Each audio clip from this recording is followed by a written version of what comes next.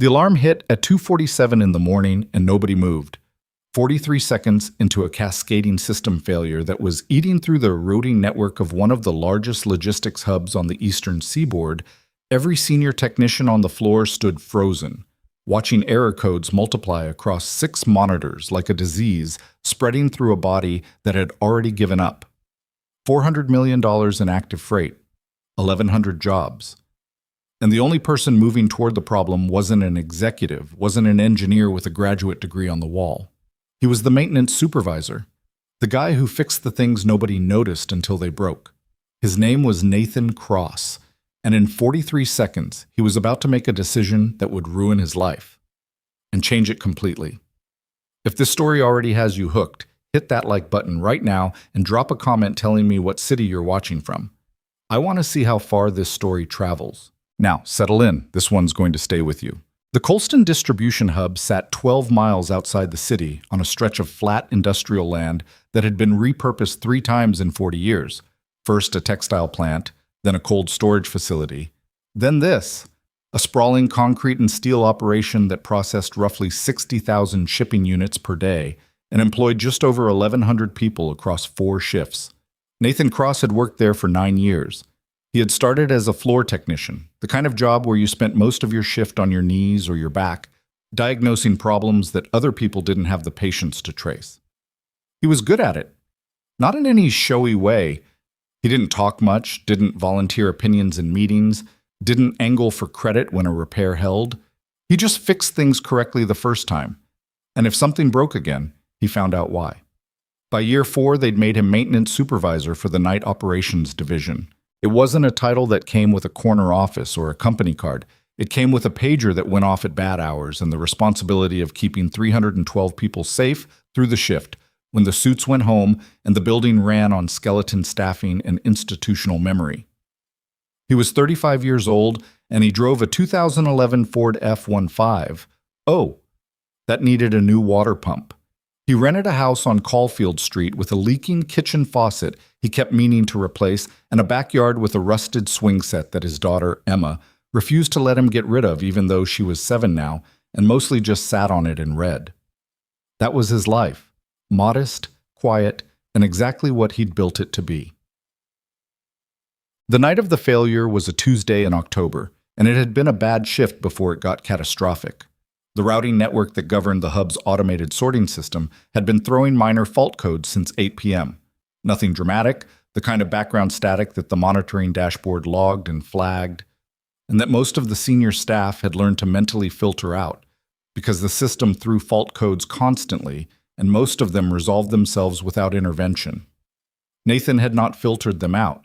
He'd been tracking the pattern for 6 hours by the time the cascade began. Sitting at the auxiliary monitoring station in the secondary bay, not the main control room, because that was where the shift manager and the 2 IT support technicians were stationed, and he hadn't wanted to crowd them with what might have been nothing. He'd been logging the fault sequence by hand in a yellow legal pad, the way his father had taught him to do when diagnosing electrical problems in old buildings. Write it down.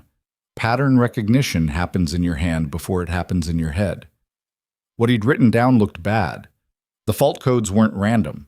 They were progressing, each one slightly deeper into the network hierarchy than the last, in a sequence that suggested the primary load balancing module was failing in a way the automated diagnostics hadn't been designed to catch, because the failure was happening below the threshold that triggered formal alerts. The system was designed to flag catastrophic events. It had no protocol for a slow bleed. At 2:41 a.m., a Nathan walked to the main control room and knocked on the doorframe. Derek Watts, the shift manager, was on a phone call. He held up one finger without looking. "Derek," Nathan said. Derek kept talking into his headset, something about a freight manifest discrepancy. "Derek, I need 2 minutes." The other IT tech, a 24-year-old named Phil who had been there 8 months, looked up from his screen. "Something wrong?" "Possibly. I've been tracking a fault sequence on the routing stack since 8. It's been consistent and it's accelerating. I think the load balancing module is failing." Phil looked at his own screen. "I'm not seeing any critical alerts. It's below alert threshold. That's the problem." Derek finally ended his call, pulled off his headset and rubbed his eyes. Nathan, it's almost 3 in the morning. If there's nothing critical on the board, pull up the fault log from the last 6 hours and sort it by system depth, not by severity rating, Nathan said. He wasn't aggressive about it. He just said it, the way he said most things. I'll be here for 2 minutes while you do. Derek looked at him. Nathan looked back. Derek pulled up the fault log. He didn't sort it by system depth. He scrolled through it for about 30 seconds, saw no red flags on the severity column, and closed it. I've got corporate on the line in 20 minutes about the manifest thing. If something critical comes up, I'll call you. Nathan stood there for a moment. He looked at Phil, who had already turned back to his screen. He went back to his monitoring station. He picked up his legal pad. At 2:47 a.m., every alarm in the building went off simultaneously. What happened in the next 22 minutes was the kind of thing that got reconstructed in incident reports and replayed in boardrooms for months afterward, because almost nobody on the floor could articulate what they'd actually witnessed in real time. What the cameras showed was Nathan moving. Not running, not panicking. Moving with the specific, deliberate speed of someone who had already decided what they were going to do and was simply executing it. He went directly to the secondary network junction box in the east wing, not the primary control room where everyone else was heading, because he had already mapped out in his head that if the load balancing failure was progressing the way he believed it was, the damage could be isolated before it reached the core routing infrastructure, but only if someone manually overrode the failsafe sequence at the junction level and reestablished load distribution across the backup nodes. This was not a procedure. There was no official protocol for what he was doing, because the scenario he was responding to hadn't been anticipated in the system documentation. What he was doing was the product of 9 years of knowing the building the way some people know a person, its habits, its quirks, the specific way it failed.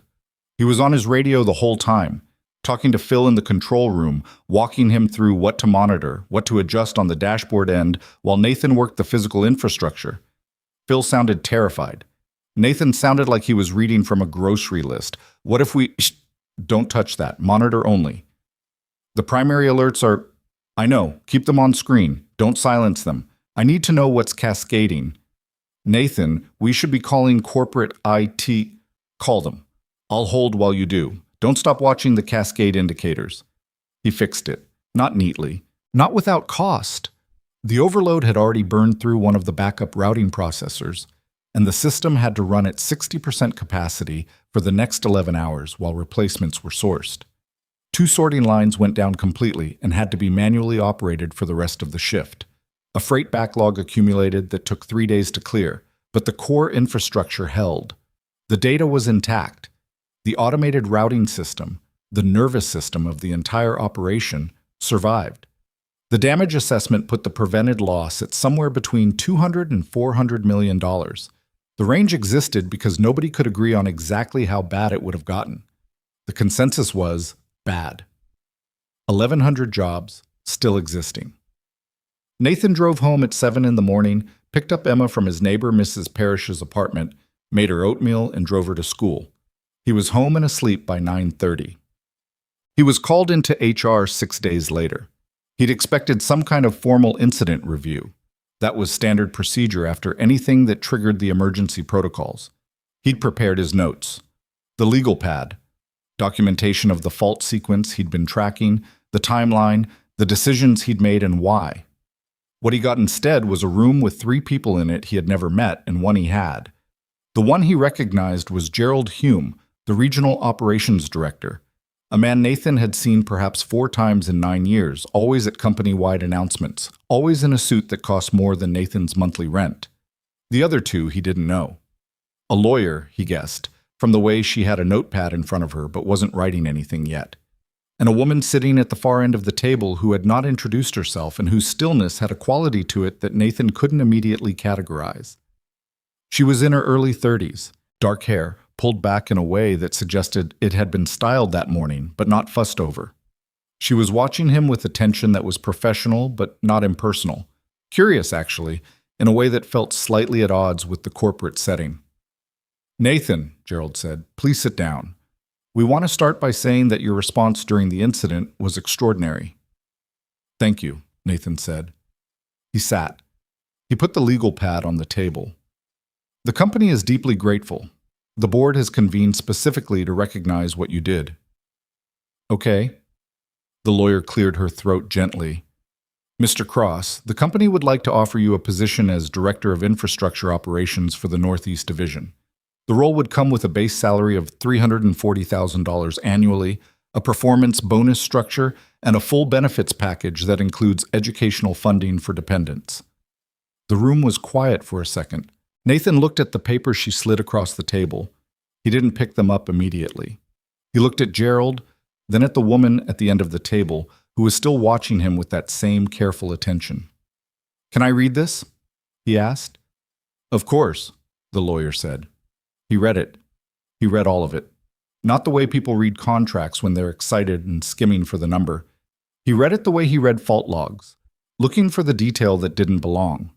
He found it on page 4, Section 7, subsection C.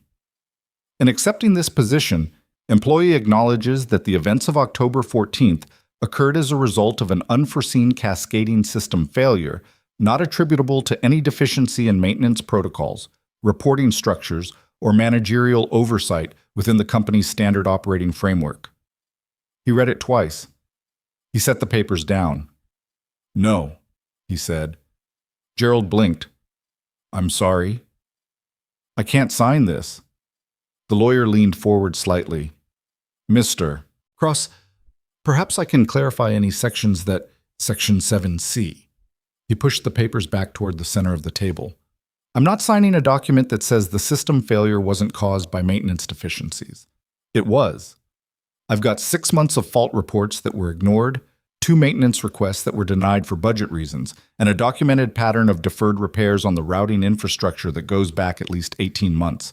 If I sign that, I'm signing away the truth of what happened." Nobody spoke. "So no," Nathan said. He stood up. He picked up his legal pad. "I appreciate the offer. The number's more money than I've ever made. But I can't sign that." He looked at the woman at the end of the table. She was the only one whose expression had changed. Not surprise exactly, but something that looked like she was recalibrating. "Is there anything else?" he asked. Gerald recovered. "Nathan, I'd encourage you to take the weekend and reconsider." "I won't," Nathan said. Not unkindly, just accurately. He left. He didn't tell Emma about it. She was 7, and the adult mechanics of corporate negotiations were not things he tried to involve her in. But she was also sharp in the particular way that children of single parents sometimes are, attuned to her father's moods in ways that occasionally made him feel transparent.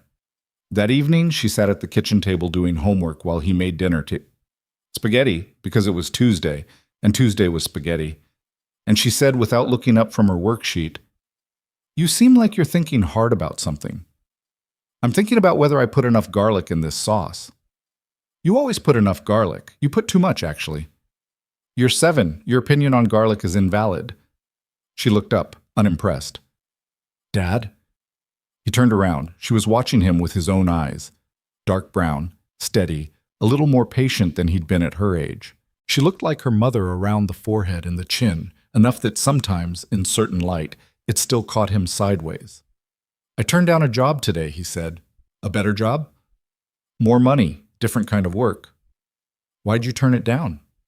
He thought about how to say it in a way that was accurate without being complicated. "Because they wanted me to agree that something happened differently than it actually happened, and I wasn't willing to do that." Emma considered this for several seconds. "Like lying?" "Yeah, like lying." She looked back at her worksheet. "Good," she said, in the decisive way she had of closing conversations that she considered resolved.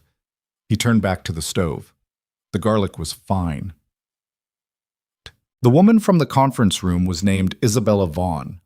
He found this out 2 days later when Phil texted him a link to a business news article. Vaughn Industries CEO makes surprise appearance at Colston Hub amid crisis aftermath. There was a photo. It was the woman from the end of the table. He read the article once, put his phone down, and went back to work. What he didn't know, couldn't have known, because the information wasn't public and Isabella had told exactly 2 people about it, was what she had done after he left the conference room. Isabella Vaughn had built the company herself. That was not the received narrative. The received narrative involved her inheriting a real estate portfolio from her father and parlaying it into a logistics empire, which was true but incomplete in the way that most received narratives are. What it left out was the decade of actual work, the 20-hour days, the failed contracts, the acquisitions that went sideways, the period in her late 20s when she had run the entire operation from a studio apartment with a folding table for a desk because the overhead costs of a proper office had felt like an indulgence she couldn't justify. She was 32 now. Vaughn Industries operated in 11 states, employed just over 18,000 people, and had revenues that placed it in the upper tier of private logistics companies in the country. She had made decisions that had cost her relationships, sleep, and at certain points, something that might charitably be called peace of mind. She had never, in 12 years of running the company, had an employee turn down an offer like the one they'd made Nathan Cross. She had also never had an employee present a clear legal issue with a standard non-disclosure provision and then leave without either negotiating or threatening to sue.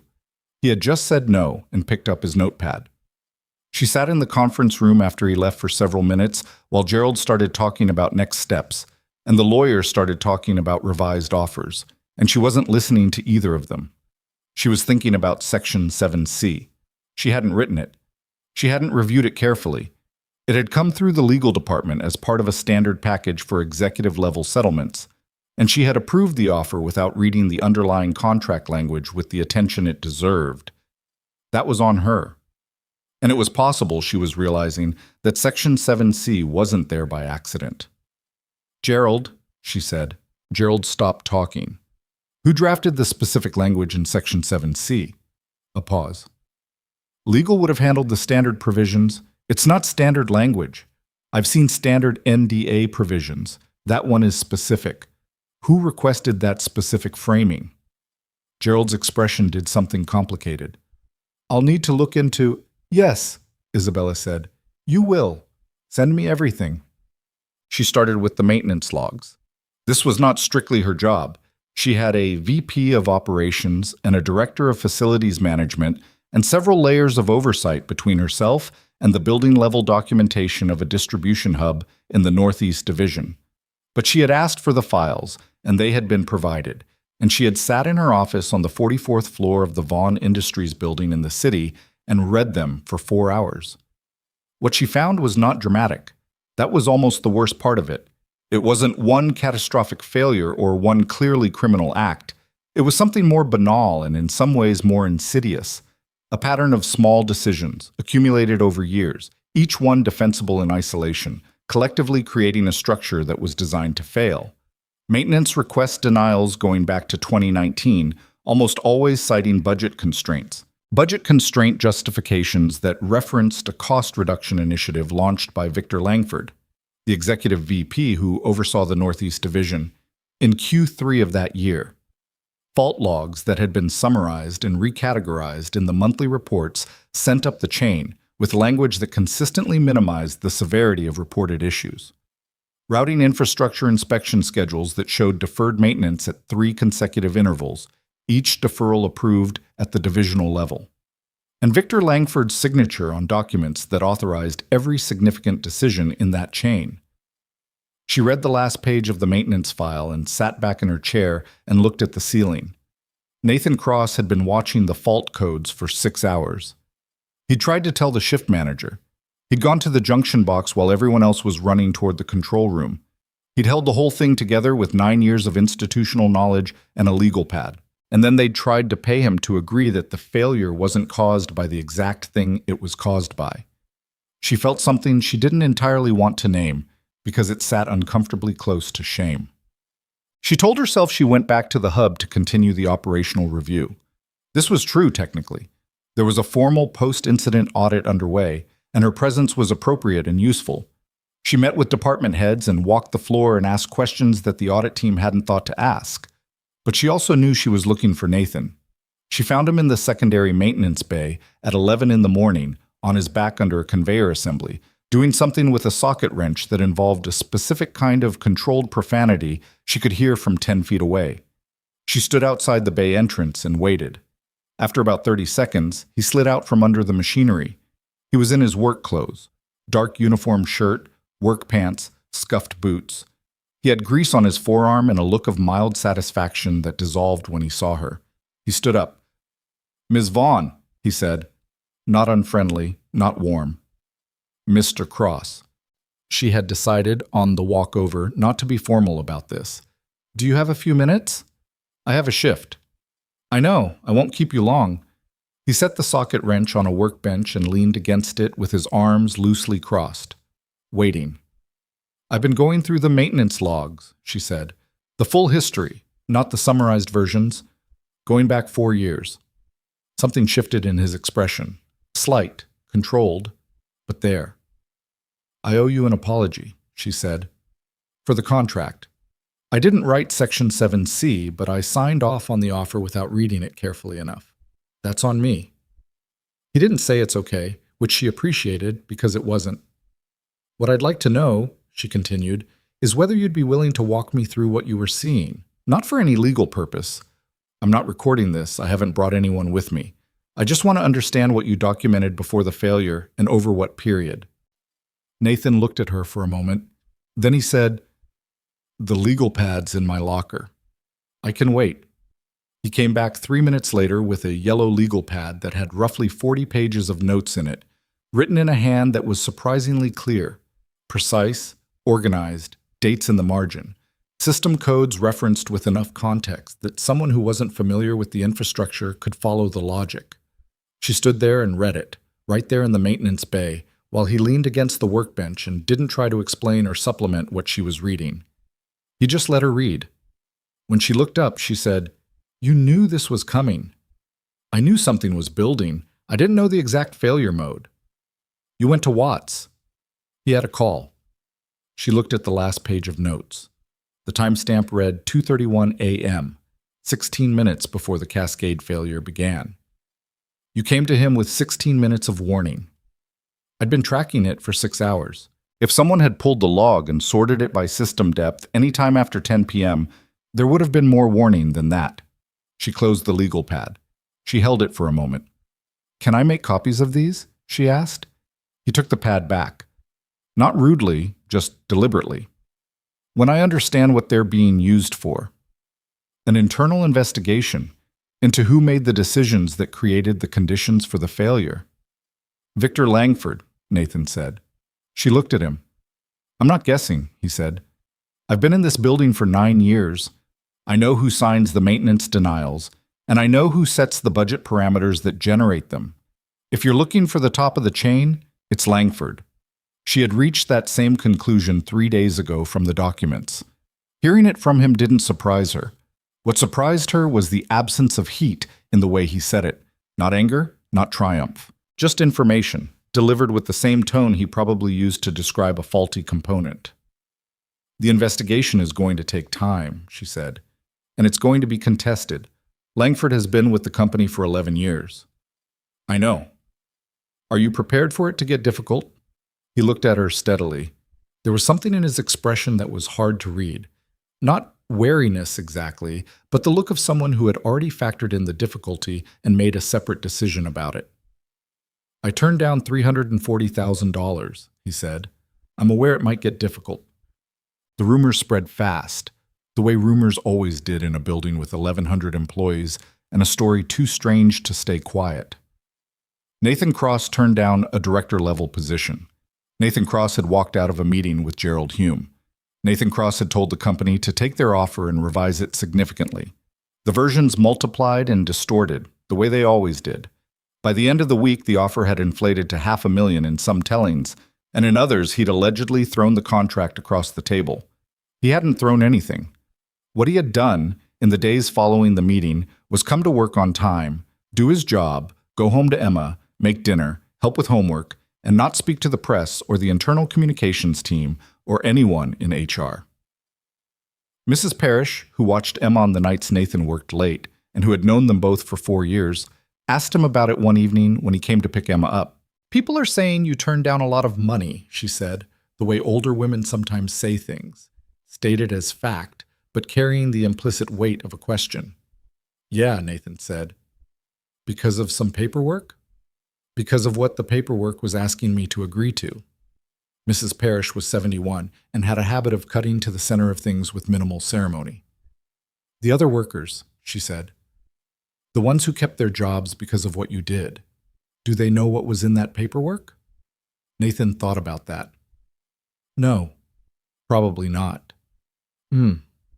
She handed him Emma's backpack, the signal that the conversation was concluded. Well, seems like someone should. Come on. Emma had a classmate named Lucas whose father had worked at the hub for 6 years and whose family had spent the week after the incident in a particular kind of quiet dread, waiting to hear whether there would be layoffs. Nathan knew this because Emma had told him in her matter-of-fact way. Lucas said his dad couldn't sleep and his mom was crying a little bit, but trying not to show it.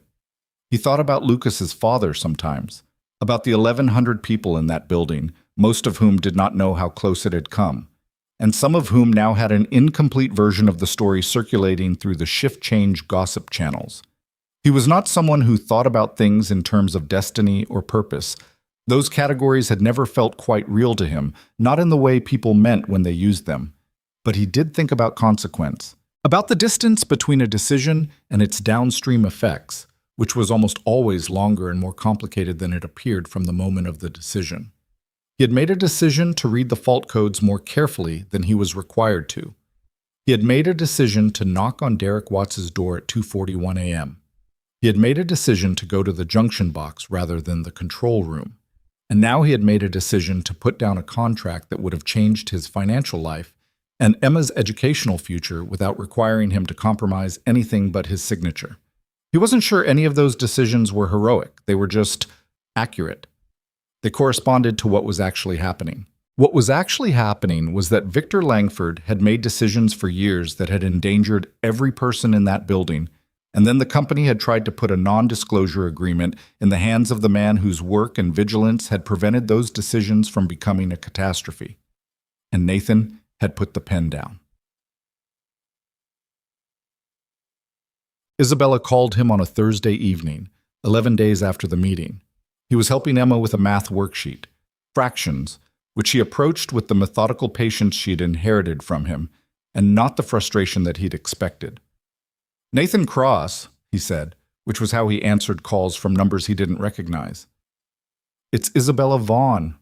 A pause. Hold on. He looked at Emma. Can you try the next 3 on your own while I take this? Emma, without looking up. I can try all of them. He stepped into the hallway. I've completed the preliminary investigation, Isabella said. I wanted you to know what we've found before anything official happens. Okay. Victor Langford systematically falsified reporting on the infrastructure maintenance status of 4 facilities in the Northeast Division over a period of approximately 3 years. The cost reduction initiative he championed created a situation where legitimate maintenance concerns were being reclassified to protect divisional budget performance numbers. There are at least 37 documented instances of maintenance requests that were denied at his authorization level after being flagged as potentially critical by on-site staff. Nathan didn't say anything. The board is meeting in 2 weeks, she continued. I'll be presenting the findings then. There will be an emergency session. I expect it to be contested. Langford will fight it. Yes, he will. He's going to blame the on-site team, maintenance. He'll say the reports weren't clear enough, or that the staff wasn't flagging things properly at the ground level. That's my assessment as well. A pause stretched. The board meeting, Nathan said. Who's going to speak to what was happening on the ground? I was going to ask you about that. He leaned against the hallway wall.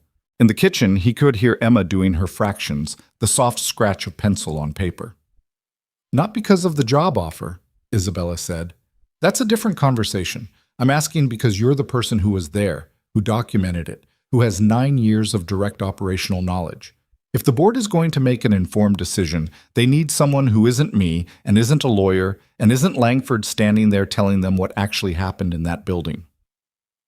You know what happens to people who become inconvenient in these situations, Nathan said. Yes. And you're asking anyway. I'm telling you the situation and asking if you're willing. There's a difference. He thought about Lucas's father, about 1,100 jobs and 3 years of falsified reports, and 37 denied maintenance requests. "I'll be there," he said. He went back to the kitchen. Emma had finished all 7 fractions and was now drawing something on the back of the worksheet with considerable concentration. "Was that the lady from work?" she asked, without looking up. He sat back down across from her. "What makes you think it was a lady?" "Your voice is different when you're talking to a lady." "In what way?" She looked up, considered. "More careful," she said, and went back to drawing. Nathan looked at the fractions. They were all correct. He didn't comment on the observation about his voice.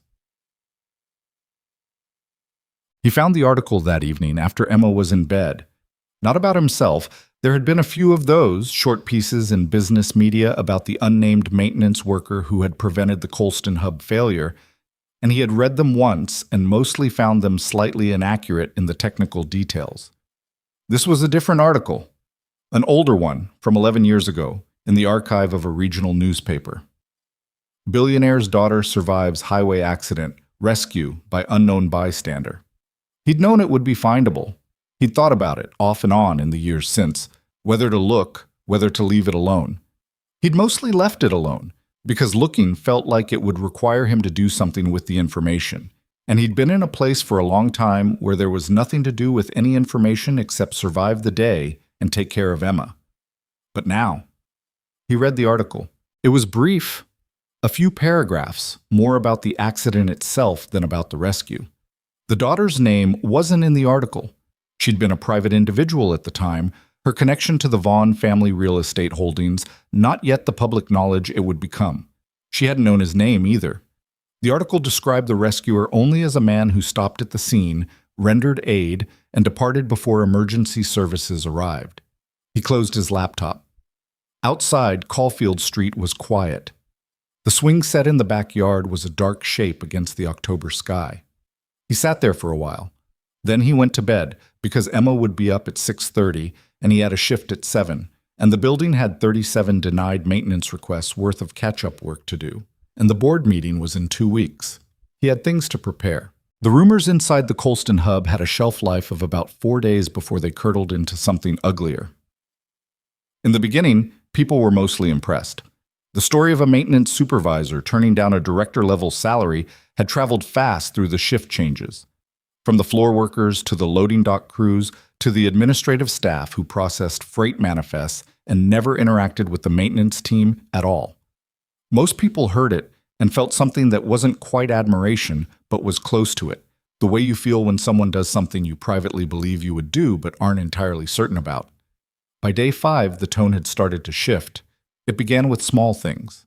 A comment in the break room from one of the senior IT technicians, not Phil, who had been on the radio with Nathan during the Cascade failure and had a complicated respect for him as a result, but another one, a guy named Reeves, who had 12 years in and had once been passed over for a promotion that went to someone younger.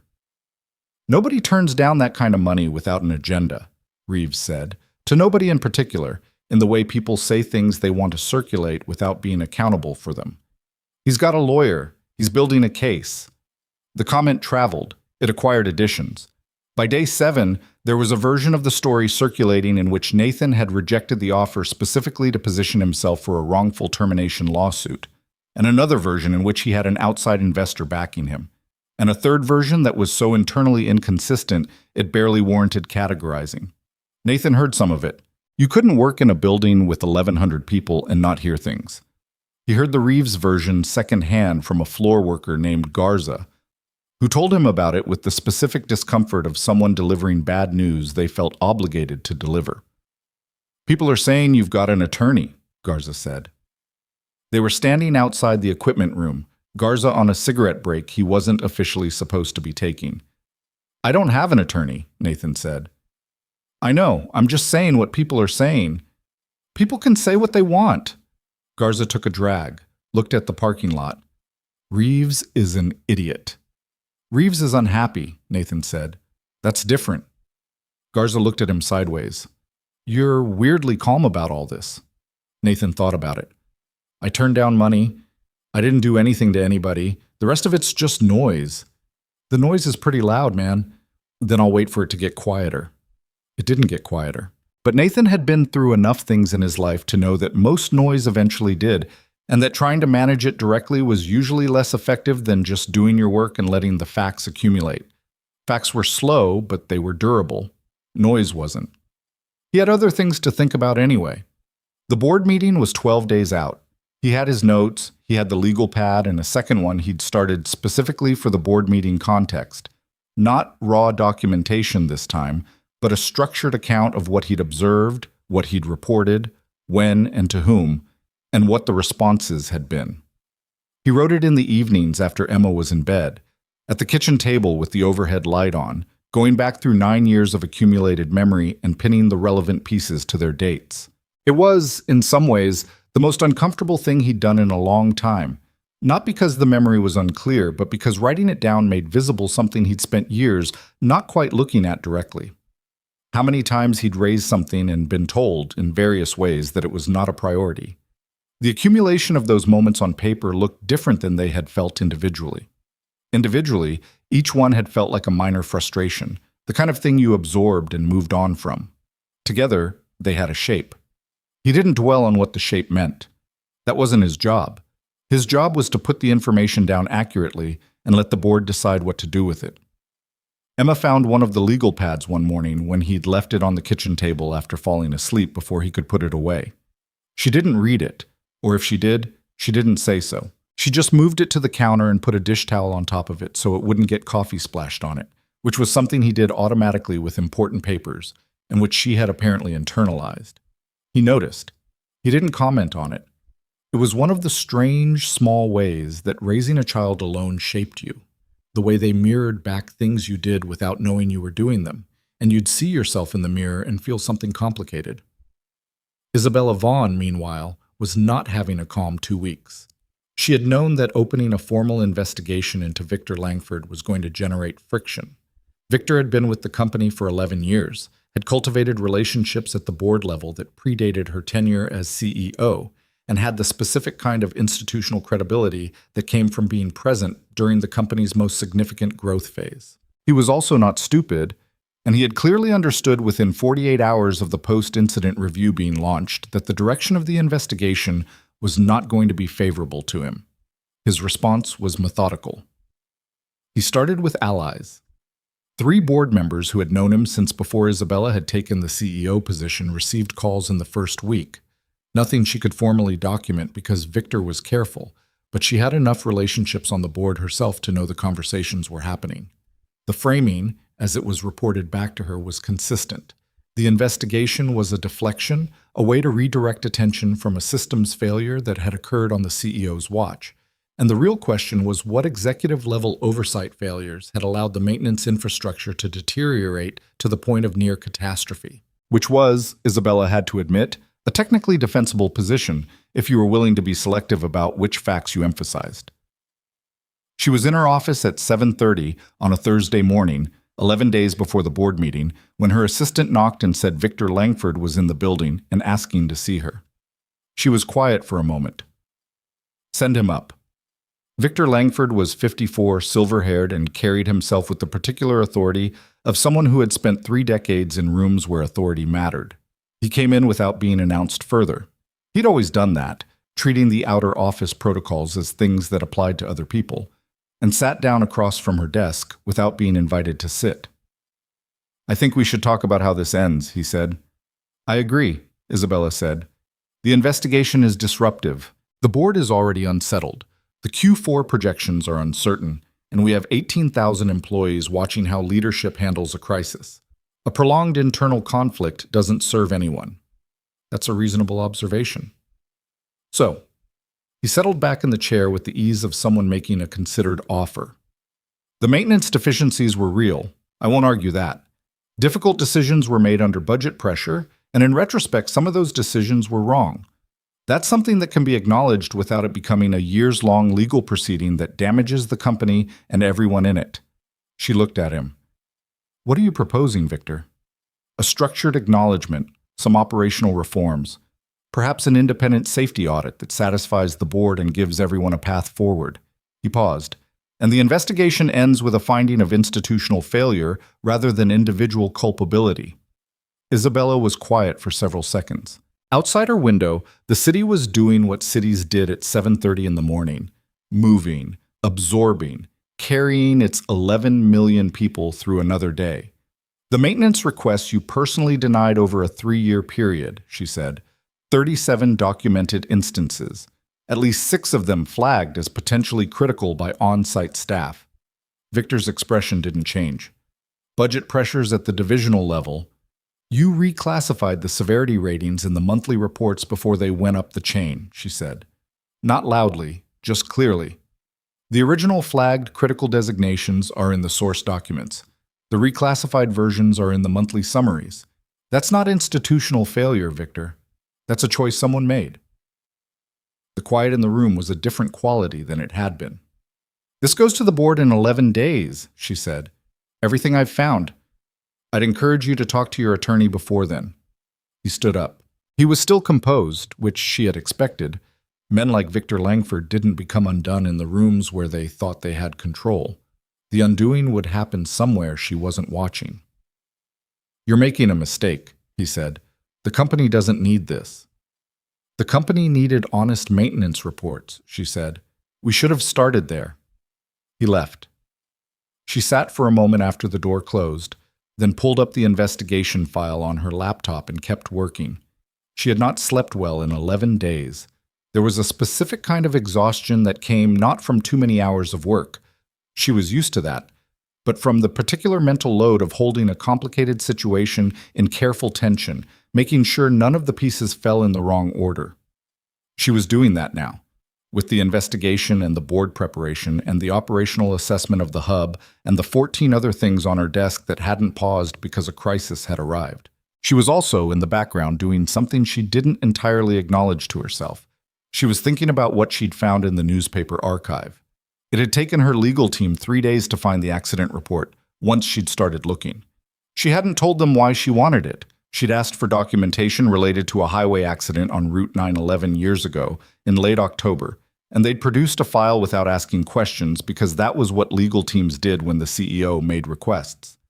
The accident report was brief and clinical in the way accident reports were. A vehicle had left the roadway following a tire failure at highway speed. The driver had been treated at the scene and transported. A witness had provided initial aid before emergency services arrived. The witness had not left identifying information. There were 2 things in the file that she hadn't been able to stop thinking about. The first was a note from the attending paramedic, appended to the official report as a supplemental statement. The subject was conscious and stabilized by the time we arrived. The witness appeared to have training in emergency medical response and had correctly managed a cervical spine precaution without equipment. Not an ordinary bystander. The second was the date, October 21st. She had looked up Nathan Cross's employment file the same day. Not for that reason, or not only for that reason, but the date was there in his HR record, the date his emergency contact had been changed from his wife's name to his neighbor's. The date his status had changed from employee with dependent spouse to something that had a different checkbox. October 21st. She had sat with that for a long time before she put the file away. She hadn't done anything with the information. She wasn't sure what to do with it, or whether to do anything at all. It sat in her chest like something she hadn't earned the right to name yet, a recognition that was not yet a conversation, because she didn't know how to begin that conversation or what it would require of both of them. Nathan Cross had pulled her from a wreck 11 years ago and left without giving his name. On the same night, his wife had died. She put the file in a drawer and focused on the investigation because that was the thing she could actually do something about. Nathan, for his part, was not spending his evenings reading newspaper archives. He was doing something more practical. He was talking to people. Not in any organized way, not with any declared purpose. He was just talking. To coworkers he'd known for years, on shift breaks and in the parking lot, and in the way that people who work long hours in the same building develop the habit of actual conversation, because the alternative is a particular kind of loneliness. He talked to Marcus Webb, a loading dock supervisor who'd been at the hub for 14 years and who had his own detailed memory of maintenance requests that had gone nowhere. He talked to Carla Dominguez in facilities management, who kept meticulous personal copies of everything she submitted because she'd learned early that the official copies sometimes looked different in the summarized reports. He talked to an electrician named Jimmy Oates, who had a specific story about a wiring safety concern that had been reclassified as non-critical 2 years ago and had nearly caused a fire in the spring. None of this was collection. He wasn't building a case file, wasn't playing investigator, wasn't going to walk into the board meeting with a binder of corroborating testimony. He was just listening, the way he'd listened to the fault codes, letting the pattern become visible by accumulation. What the pattern showed was what he'd already suspected. He wasn't the only one who'd been watching things deteriorate and trying to say so through the proper channels. He was just the one who'd happened to be standing at the junction box when the alarm went off. Garza told him about a conversation he'd had with a floor supervisor named Trent, who was nervous enough about his own role in the events that he'd been avoiding Nathan since the incident. "Trent's scared," Garza said, on another cigarette break in the same spot as before. "He thinks they're going to make the maintenance team the scapegoat." "They might try," Nathan said. "Does that worry you?" He thought about it honestly. "A little. But the documentation exists. You can't reclassify the original fault reports once someone's already pulled the source files." "You think the CEO pulled them?" "I know she did." Garza looked at him with an expression that was trying to be neutral and not quite managing it. "You trust her?" It was a fair question. Nathan turned it over. "I trust what she did," he said finally. "She read the logs herself. She didn't send someone. That means something. Or it means she's careful about controlling the narrative." "Could be both," Nathan said. "I'm not saying she's uncomplicated. I'm saying what she did with the information was right." Garza stubbed out the cigarette. "You know people are going to say you're covering for her because—" He stopped. "Because what?" Garza looked slightly uncomfortable. "Because some people think there's something else going on." Nathan looked at him steadily. "There isn't." "I know. I'm telling you what some people think." "People can think what they want," Nathan said, and went back inside. He was not entirely as unbothered by that conversation as he presented. He was aware that his interactions with Isabella had acquired a visibility in the building that they didn't quite warrant. 2 conversations in a maintenance bay, 1 phone call, the fact of the board meeting. And that visibility was generating its own interpretation regardless of what was or wasn't true. What was true was something he was trying not to look at too directly. What was true was that he had found himself on more than one occasion in the past 2 weeks replaying parts of their conversations in a way he hadn't replayed conversations in a long time. Not because of the obvious things, not because of what he'd found in the archive, which he still hadn't decided what to do with, not because she ran the company he'd worked for 9 years, but because she had stood in his maintenance bay and read 40 pages of handwritten notes without saying anything. And when she looked up, she'd said, "You knew this was coming as a statement, not a question," and that was accurate. She had understood what she was reading. He was also aware that he was a maintenance supervisor with a Ford that needed a new water pump and a daughter who was 7, and she was the CEO of an 18,000-person company, and the distance between those 2 coordinates was not imaginary. He kept his focus on the board meeting. Emma, the Thursday before the meeting, looked up from her dinner. She was eating pasta with the focused efficiency of a child who had somewhere to be, though she didn't have anywhere to be, and said, "Are you nervous?" "About what?" "The meeting you have next week." He looked at her. "What do you know about a meeting next week?" "Mrs. Parrish said you had an important meeting." She twirled pasta onto her fork. "Are you nervous?" He considered being evasive and decided against it. "A little." "What happens if it doesn't go well?" "Then the wrong people don't get held accountable for the right things."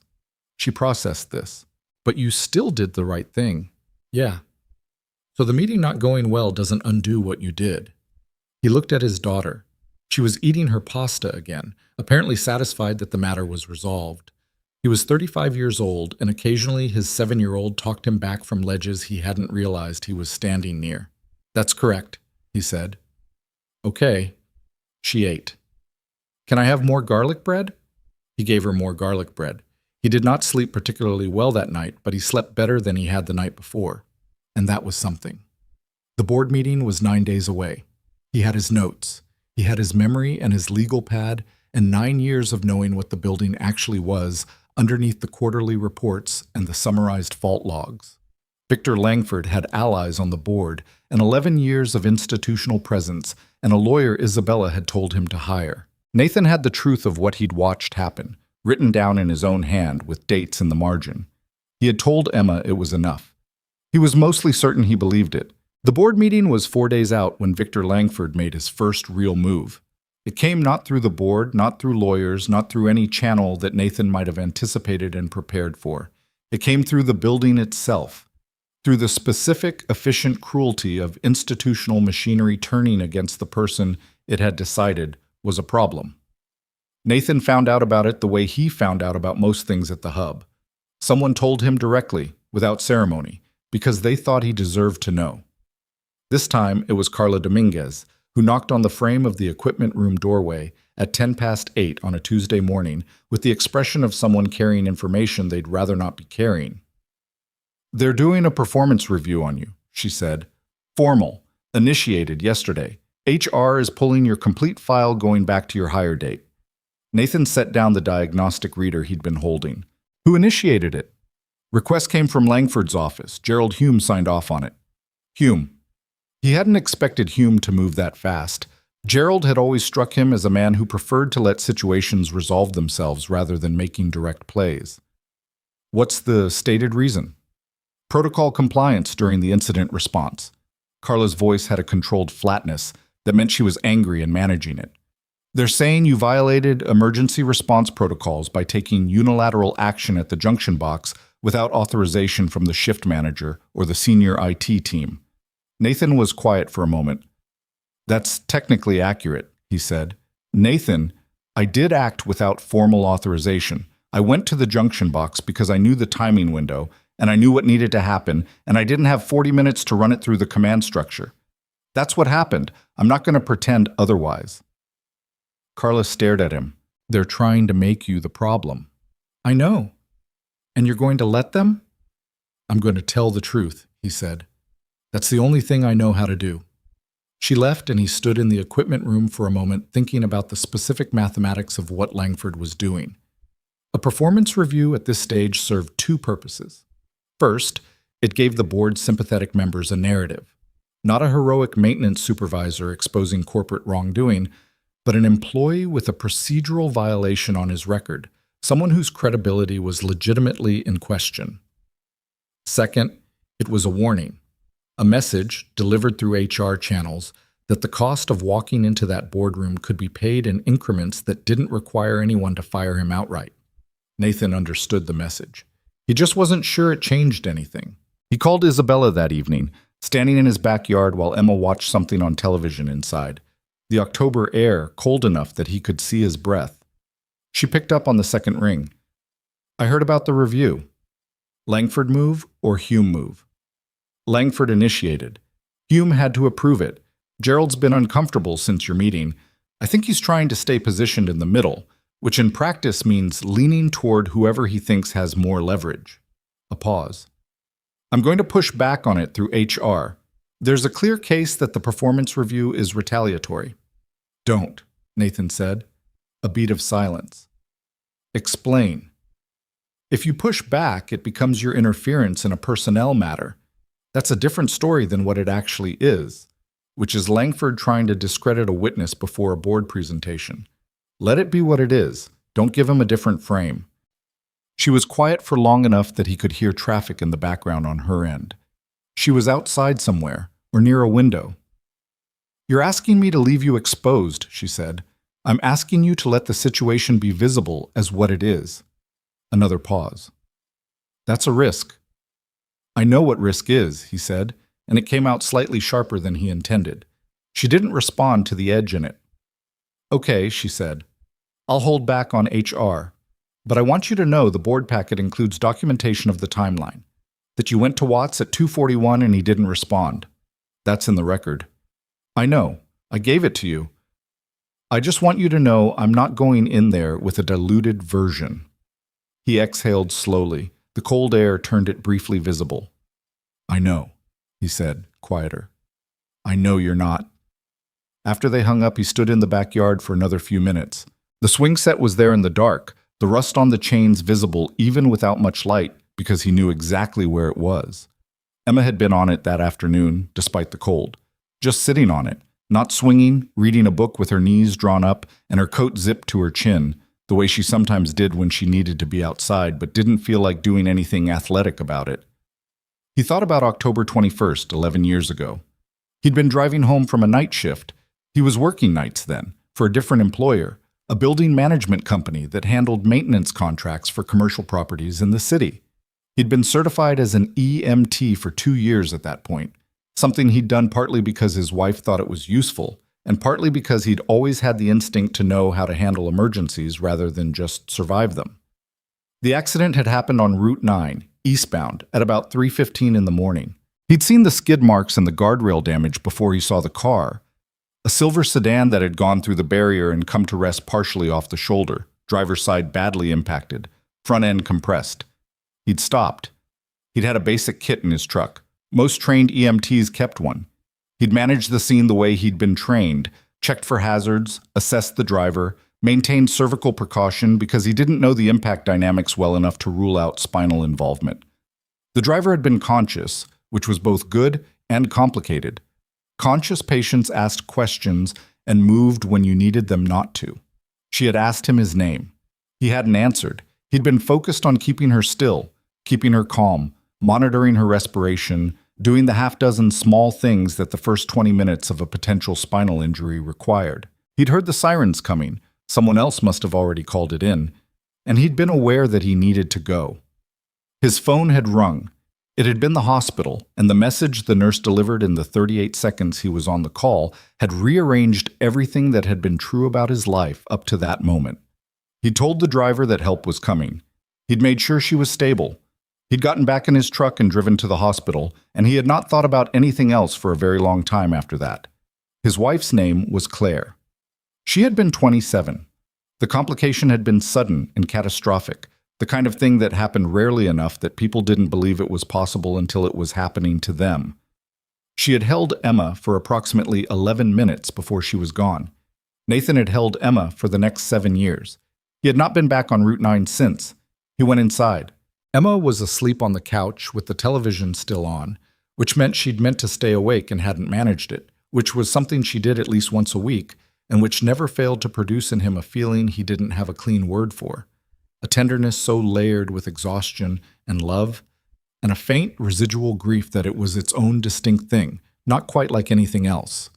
He turned off the television, carried her to her room, and tucked her in without waking her. Then he sat at the kitchen table for a long time, with the legal pads in front of him and the overhead light on, and tried to figure out what to do with what he knew. The question was not whether to tell Isabella. The question was what telling her would mean, not for him, not primarily, but for her. She had her own relationship to that night, her own 11-year gap where a stranger's name should have been. If he walked into that gap and said it was me, he was handing her something she hadn't asked for, in the middle of a crisis that was already demanding most of what she had. He could wait until after the board meeting. He could wait indefinitely, which was what he'd been doing. He picked up a pen and opened the legal pad to a clean page and wrote nothing for several minutes. Then he closed it and went to bed. Isabella found it herself 3 days before the board meeting. She had not been looking for it. That was the part that stayed with her afterward. She had not been looking, had not been trying to connect the pieces. She had been doing something completely unrelated to Nathan Cross and 11-year-old accident reports, which was reviewing the operational file on a facilities improvement grant that Vaughn Industries had funded 7 years ago for a regional EMT training program. The program had been unremarkable from a business perspective, a corporate social responsibility initiative of modest scale, the kind of thing that generated a line in the annual report and a plaque somewhere. She'd pulled the file because the grant administrator was asking about renewal, and she'd wanted context. The file contained a list of program participants from the inaugural year. It was a long list, 40-some names, a record of people who had completed certification through the grant-funded training. She had been skimming it, not reading it. She almost missed it. Cross, Nathan J., EMT Basic Certification, completed October 2012. She stopped. She read it again. October 2012, a year before the accident, he would have been certified. He would have had... She thought about the paramedic's note in the accident report. The witness appeared to have training in emergency medical response and had correctly managed a cervical spine precaution without equipment, not an ordinary bystander. She sat very still in her office for a moment. Then she pulled up his HR file. Date of hire at Colston Hub, prior employment. And there, in the emergency contact update field, the date that had caught her eye the first time she'd looked. October 21st, the year of the accident. The same night.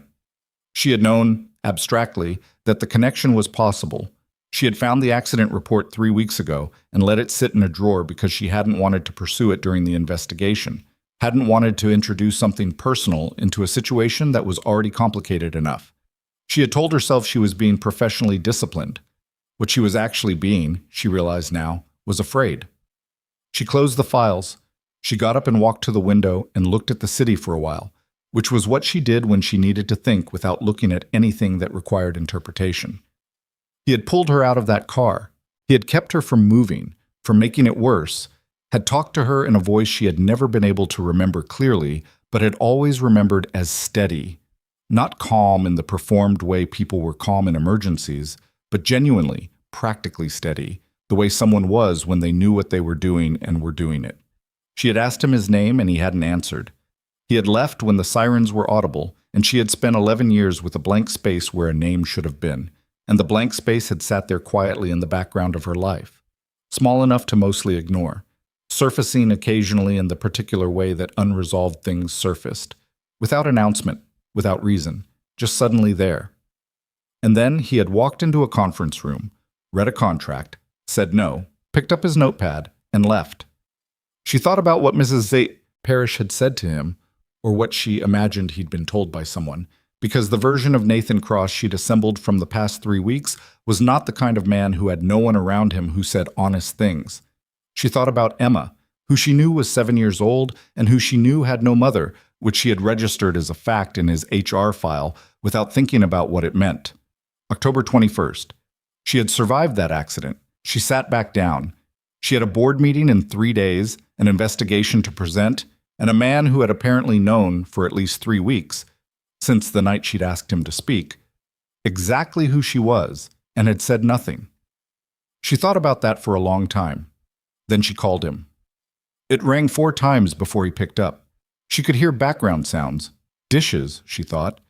He was making dinner. "I need to see you," she said. Not about the board meeting. A pause that told her what she needed to know about whether he understood. "When?" "Tomorrow." "Is there somewhere outside the building?" Another pause. "There's a diner on Mercer Street, about a mile from the hub. I can be there at noon." "I'll find it." She hung up and sat with her phone in her hand for a moment, looking at nothing in particular. The diner on Mercer Street was the kind of place that had been there for 30 years and showed it. Red vinyl booths, laminate tables, a pie display case by the register that was always exactly 2 pies more full than you'd expect. Nathan was already there when Isabella arrived, in a corner booth with a coffee in front of him and his jacket over the back of the seat. He watched her come in. She was not dressed the way she dressed at the hub or at the office. Jeans, a dark coat, hair down. She looked, he thought, like someone who had decided to meet this particular thing without armor. She slid into the booth across from him. The server came immediately and she ordered coffee without looking at the menu.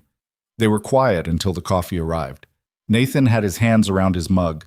He wasn't quite looking at her. "I found the EMT certification file," she said. He nodded, just once, small. "Route 9, October 21st. He looked up then. He met her eyes directly. Yes. She had thought she knew what she was going to feel when this conversation happened. She had been wrong, the way you were wrong about those things when you planned them in advance. What she felt was not the clean resolution she'd imagined. It was messier than that, more complicated, crossed with something she hadn't accounted for, which was an awareness of what that night had cost him. "You've known who I was," she said. "Since the conference room. I recognized your name. I wasn't certain until later. But you were certain before you agreed to speak at the board meeting." "Yes. And you didn't tell me." He looked down at his coffee. "No." "Why?" He took a moment with the question, Not stalling, she understood, but actually looking for the right answer. Because the board meeting is about 1,100 jobs and 3 years of falsified reports. I didn't want to make it about something else. It's not something else, it's... She stopped. She put her hands around her own mug because she needed something to hold. You left, that night. You didn't leave a name. I got a phone call. His voice was level but had changed in a way she couldn't categorize. I had to go. She already knew what the phone call had been. She had put that together too, from the date in the HR file. She had known it before she called him. Knowing it and hearing him say, I had to go in that specific voice were different things. I'm sorry, she said. About your wife. He looked out the window. Outside, a truck went by on Mercer Street, moving slowly, the driver looking for an address. When Nathan looked back, his expression was the same. Not closed, not raw, just present with something that had had a long time to become what it was. She held Emma for 11 minutes, he said. Not like he was sharing a wound, like he was giving her a fact she had earned the right to know. They let me be in there. I don't know if that was standard or if someone made a decision to allow it, but I'm grateful for it.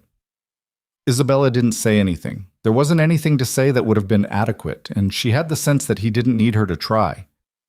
I went back to that road once, he said. About 2 years after. I'm not sure why. The guardrail had been replaced. You couldn't tell anything had happened there. He paused. I thought about the person in the car sometimes, whether they were all right. I was all right, she said quietly. I know. Something in his face shifted. Very slightly, the way things shifted in him that she was learning to watch for. I'm glad. The diner was making its midday noises around them. The coffee machine, the bell over the door, a conversation at the counter between the server and a regular who came in every day and sat in the same spot. Ordinary life, continuing. Why didn't you tell me when you found out? She asked. In the maintenance bay, when I came to look at your notes. Because you were there to look at the notes, he said. And because... He stopped, tried again. Because it would have changed the conversation, and the conversation needed to be what it was. You could have told me later. I almost did, a few times. But you didn't. No. She studied him. Are you always this careful about what you say? He considered it genuinely. I try to be accurate. Sometimes that looks like careful. She almost smiled. Not quite. The board meeting is in 3 days. I know. After it's over. She stopped herself. This was not the conversation for that. There was too much between now and the other side of the board meeting, too many things that could go wrong or go right or go sideways entirely. After it's over, she said again, and left it there. He understood. She could tell because he nodded the same way he'd nodded when she said Route 9. Once, small, like confirmation of something already known. They sat for a while longer. They talked about the board meeting, the structure of the presentation, which board members Isabella was least certain about, the specific documentation Nathan was planning to reference. It was a practical conversation, and they were both comfortable in practical conversations, she was finding. When she left, he walked out to the parking lot with her. Not in a deliberate way. He just ended up alongside her, the way people sometimes did. The October air was cold and flat and smelled like asphalt in the oncoming afternoon. Nathan, she said at her car. He stopped. Thank you, she said, for stopping. That night, in case no one ever said it. He looked at her for a moment. The wind moved through the parking lot and went away. Drive safe, he said, and went back inside to finish his coffee. She sat in her car for a minute before starting it. Through the diner window, she could see him back in the corner booth, both hands around his mug, looking at something outside the opposite window. Not at her. Just out. She started the car. 3 days. Victor Langford's legal team filed a motion the following morning to delay the board meeting on procedural grounds, arguing that the investigation timeline was insufficient for the board to make an informed determination. The motion was denied by 4 in the afternoon. By evening, Nathan had received a formal written notification that his performance review had been escalated to a Level 2 inquiry, which was the category used for potential misconduct that could result in suspension or termination. The notification used the specific language of a company policy document he recognized because he had once helped update it, which meant someone had read the policy carefully enough to use it precisely. He read the notification twice, set it on the kitchen table, and made Emma's dinner. She noticed it while she was eating, the official letterhead, face up. She had the tact not to ask about it directly. What she did instead was eat her dinner and then carry her plate to the sink and come back and sit across from him with the particular posture she had when she had something to say and was deciding whether to say it. "Emma," he said, "I wasn't going to ask." "Then what were you doing?" She looked at the letter. "Making sure you knew I saw it, so you didn't have to pretend it wasn't there." He looked at his daughter, 7 years old, with his eyes in her mother's chin and a quality of attention that was entirely her own. "It's a warning," he said, "from the people who don't want me to speak at the meeting." "Are you going to speak at the meeting?" "Yes." "Okay," she said, with the finality that meant she'd gotten the answer she needed, and went to get her backpack for homework. Nathan picked up the notification letter and put it face down on the counter. 2 days. The morning of the board meeting, Nathan woke up at 5:15 without an alarm. He lay there for a moment, looking at the ceiling, listening to the house, the furnace running, a car passing on Caulfield Street, Emma's breathing, which he could not actually hear from his room, but whose rhythm he knew so well it was present anyway, the way some sounds exist in memory as clearly as they exist in air. He got up, made coffee, stood at the kitchen window while it brewed and looked at the backyard in the dark. The swing set a familiar silhouette against a sky that was starting to think about becoming gray. He had slept about 5 hours. Not great, but workable. He'd had worse before things that mattered. The board meeting was scheduled for 10 a.m. on the 44th floor of the Vaughn Industries building in the city. Isabella had arranged for him to be there as an operational witness. Not a legal party, not a formal plaintiff, just a person with direct knowledge of relevant events who the board had been informed would speak.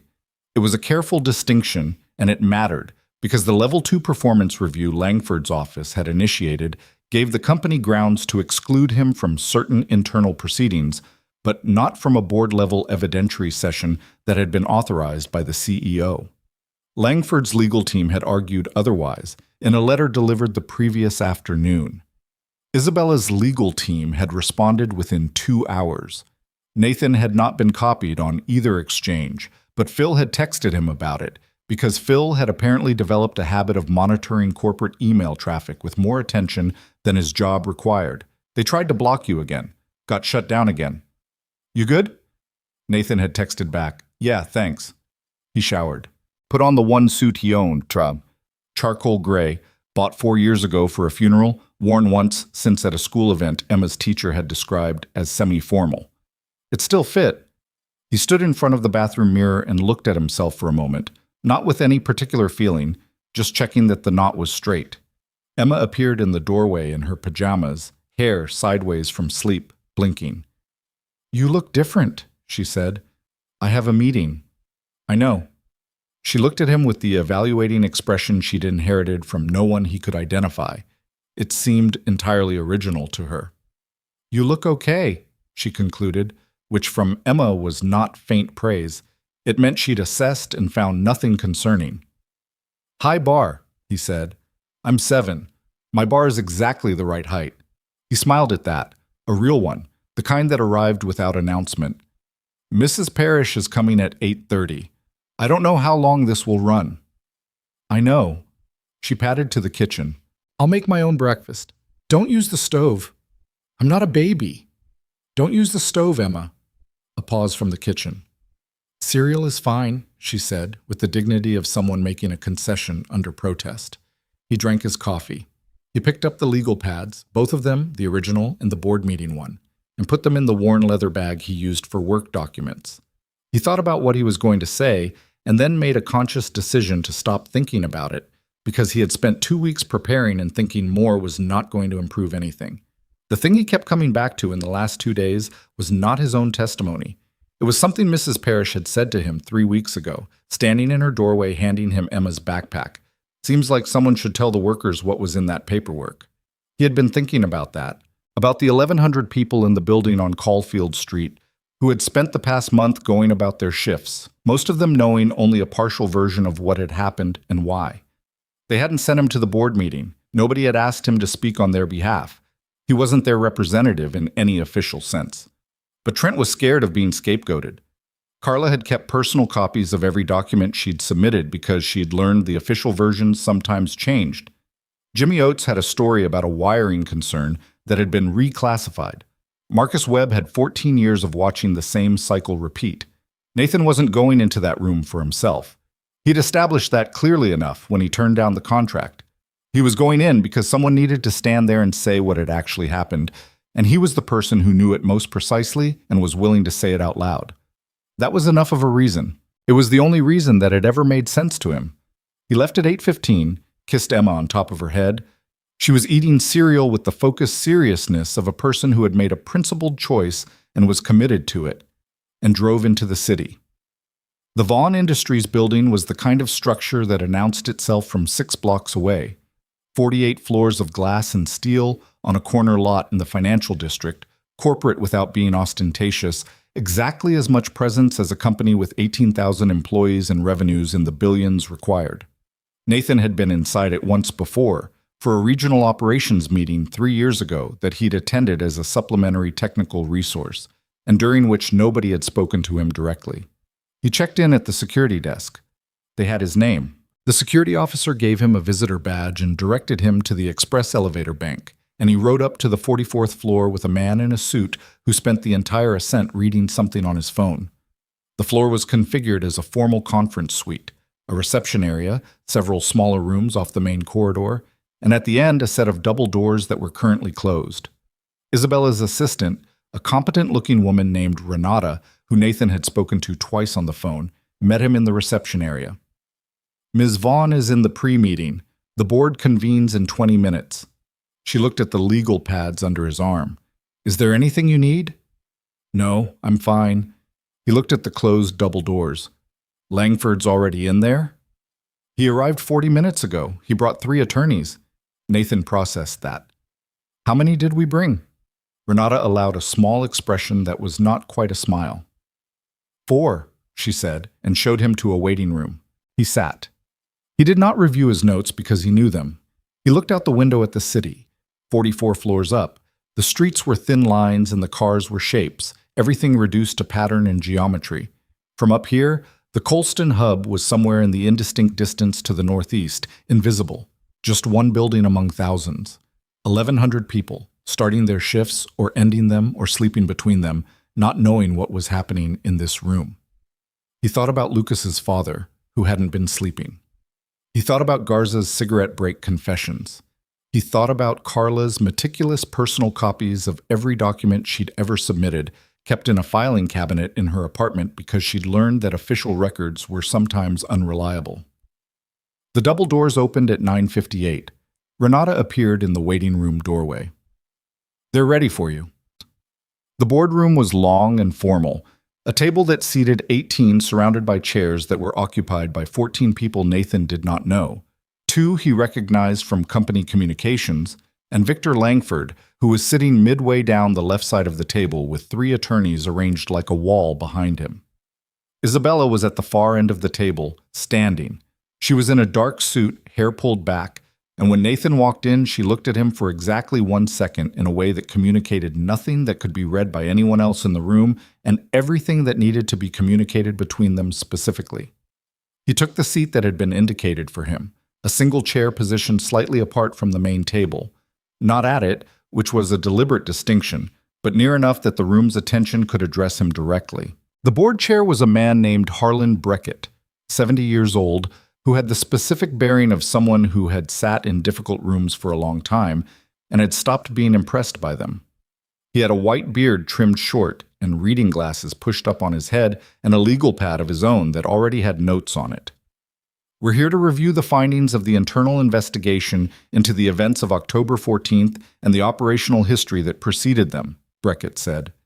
"Ms. Vaughn will present the investigation's findings. Following that, the board will hear from additional witnesses. Mr. Langford's representatives will have opportunity to respond. We'll proceed." Isabella presented for 40 minutes. Nathan had known the investigation was thorough. He had not quite understood, until he watched her present it, how thorough it was. She had not simply documented the 37 denied maintenance requests. She had built a timeline, a precise, documented, cross-referenced timeline that showed the relationship between Victor Langford's cost reduction initiative, the budget parameters it created, the maintenance request process, the reclassification of severity ratings in the monthly summary reports, and the fault progression that Nathan had been tracking for 6 hours on the night of October 14th. She presented it without drama. That was the thing Nathan noticed most. She didn't editorialize, didn't emphasize with the voice, just laid the facts down in sequence. Source document, date, authorization signature, comparison to summary version, discrepancy flagged. 37 times. She put the original fault-critical designations on the screen next to the reclassified versions that had appeared in the monthly reports that went to corporate oversight. She showed who had signed each reclassification. She showed who had set the budget parameters that made the reclassifications operationally necessary for a division trying to hit its quarterly numbers. Both signatures were Langford's. The room was very quiet. One of the board members, a woman named Patricia Ellsworth, who had been on the board for 8 years and whose questions during the presentation had been precise and unhurried, said, "The original severity designations, these came from on-site maintenance staff?" "Correct," Isabella said. "The flagged critical designations were assigned by facility-level maintenance supervisors based on direct inspection. They were reclassified in the divisional summary reports before transmission to corporate oversight." So corporate oversight was receiving a materially different picture of the infrastructure status than the on-site staff was reporting. For approximately 3 years, yes. Ellsworth wrote something on her pad, said nothing further for the moment. Langford's lead attorney, a man named Carver, who had the practiced ease of someone who charged by the quarter hour and was comfortable doing so, leaned forward. "Ms. Vaughn, the investigation you've presented relies on an interpretation of budget compliance pressure as intentional misrepresentation. The documentation equally supports a reading in which divisional leadership was making good faith judgments about maintenance priority under constrained resources. The documentation I've presented includes Mr. Langford's direct annotation on 3 of the reclassified reports," Isabella said. "The original flag critical designation is visible in the source file. Mr. Langford's annotation reads, in each case, reclassify Q3 budget integrity.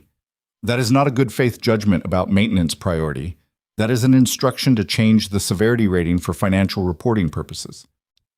Carver did not look surprised, which meant he had seen those annotations and had been hoping she wouldn't lead with them. Beckett looked at Langford directly. "Victor, do you dispute the authenticity of those annotations?" Langford had not spoken yet. He had sat with the controlled stillness of someone who had prepared for this and was executing the preparation. Composed, present, not visibly rattled. When he spoke, his voice was measured. "The annotations reflect a judgment call made under significant budget pressure from the corporate level," he said. "The division was operating under a mandate to reduce operational overhead. Maintenance priority decisions were made within that mandate, in good faith, with the information available at the time.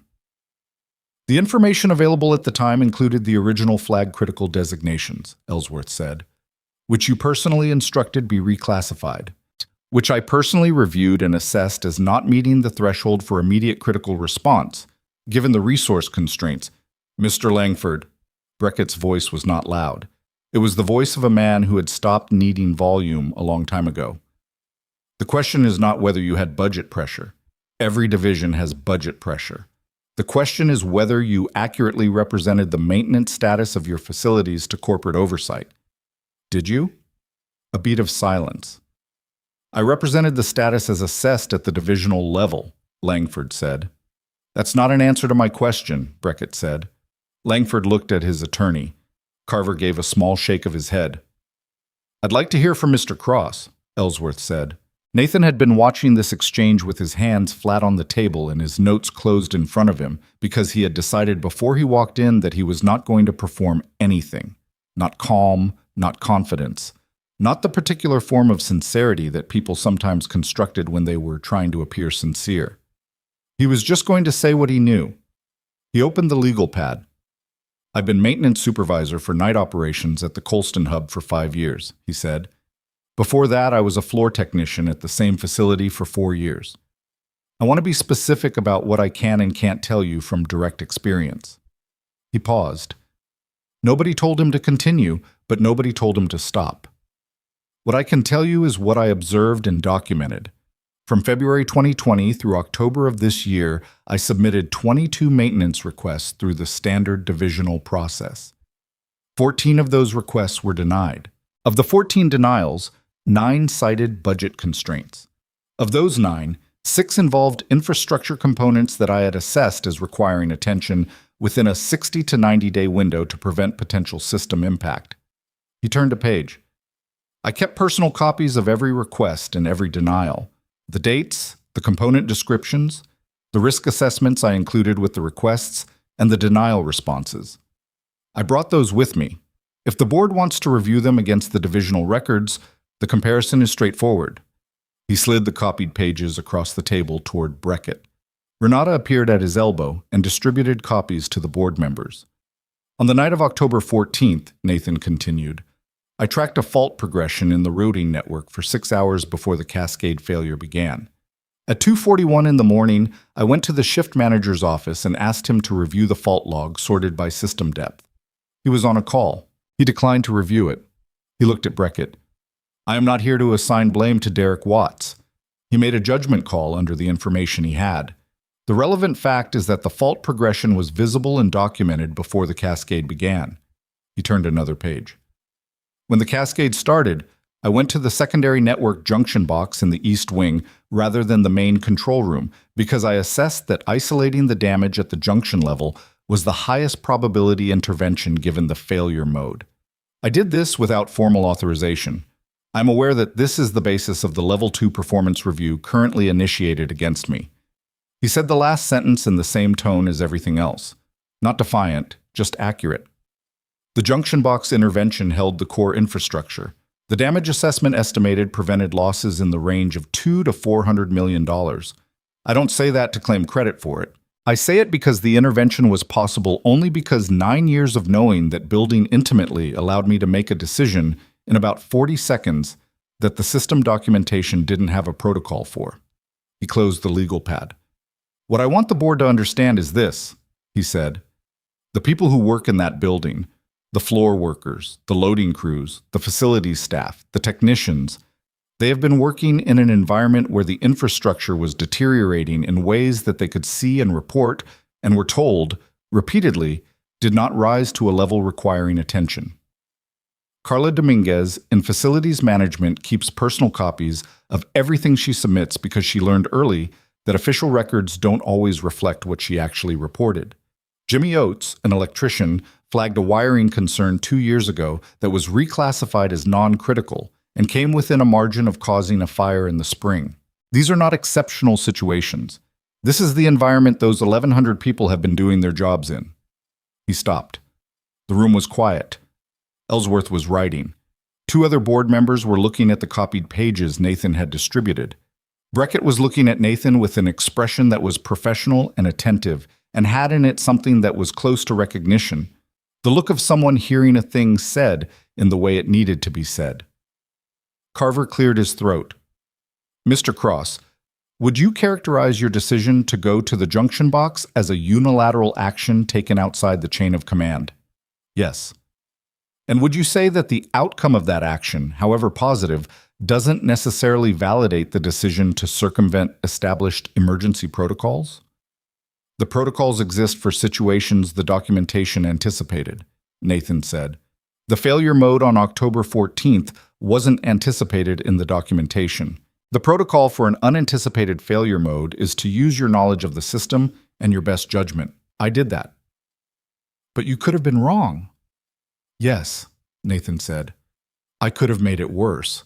I assessed that the probability of making it worse was lower than the probability of the cascade reaching the core infrastructure without intervention. I made a judgment call. That's what I was hired to do. Carver had no follow-up to that. Langford tried once more. He leaned forward, and for the first time his composure had a slight quality of effort to it. visible only because Nathan had been watching him for 40 minutes and had learned his baseline. The board should note that Mr. Cross has a direct personal interest in the outcome of this investigation. He declined an executive-level position that was offered to him, creating a grievance. I declined a contract that contained a clause requiring me to agree that the system failure wasn't caused by maintenance deficiencies, Nathan said. It was caused by maintenance deficiencies.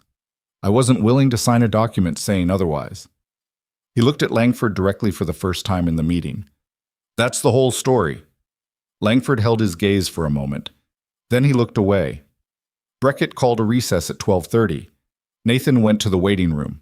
Renata brought him a sandwich he ate about half of and a coffee he drank entirely. He sat and looked out the window at the city and did not think about anything in particular, which was a skill he'd developed over years of waiting for systems to stabilize.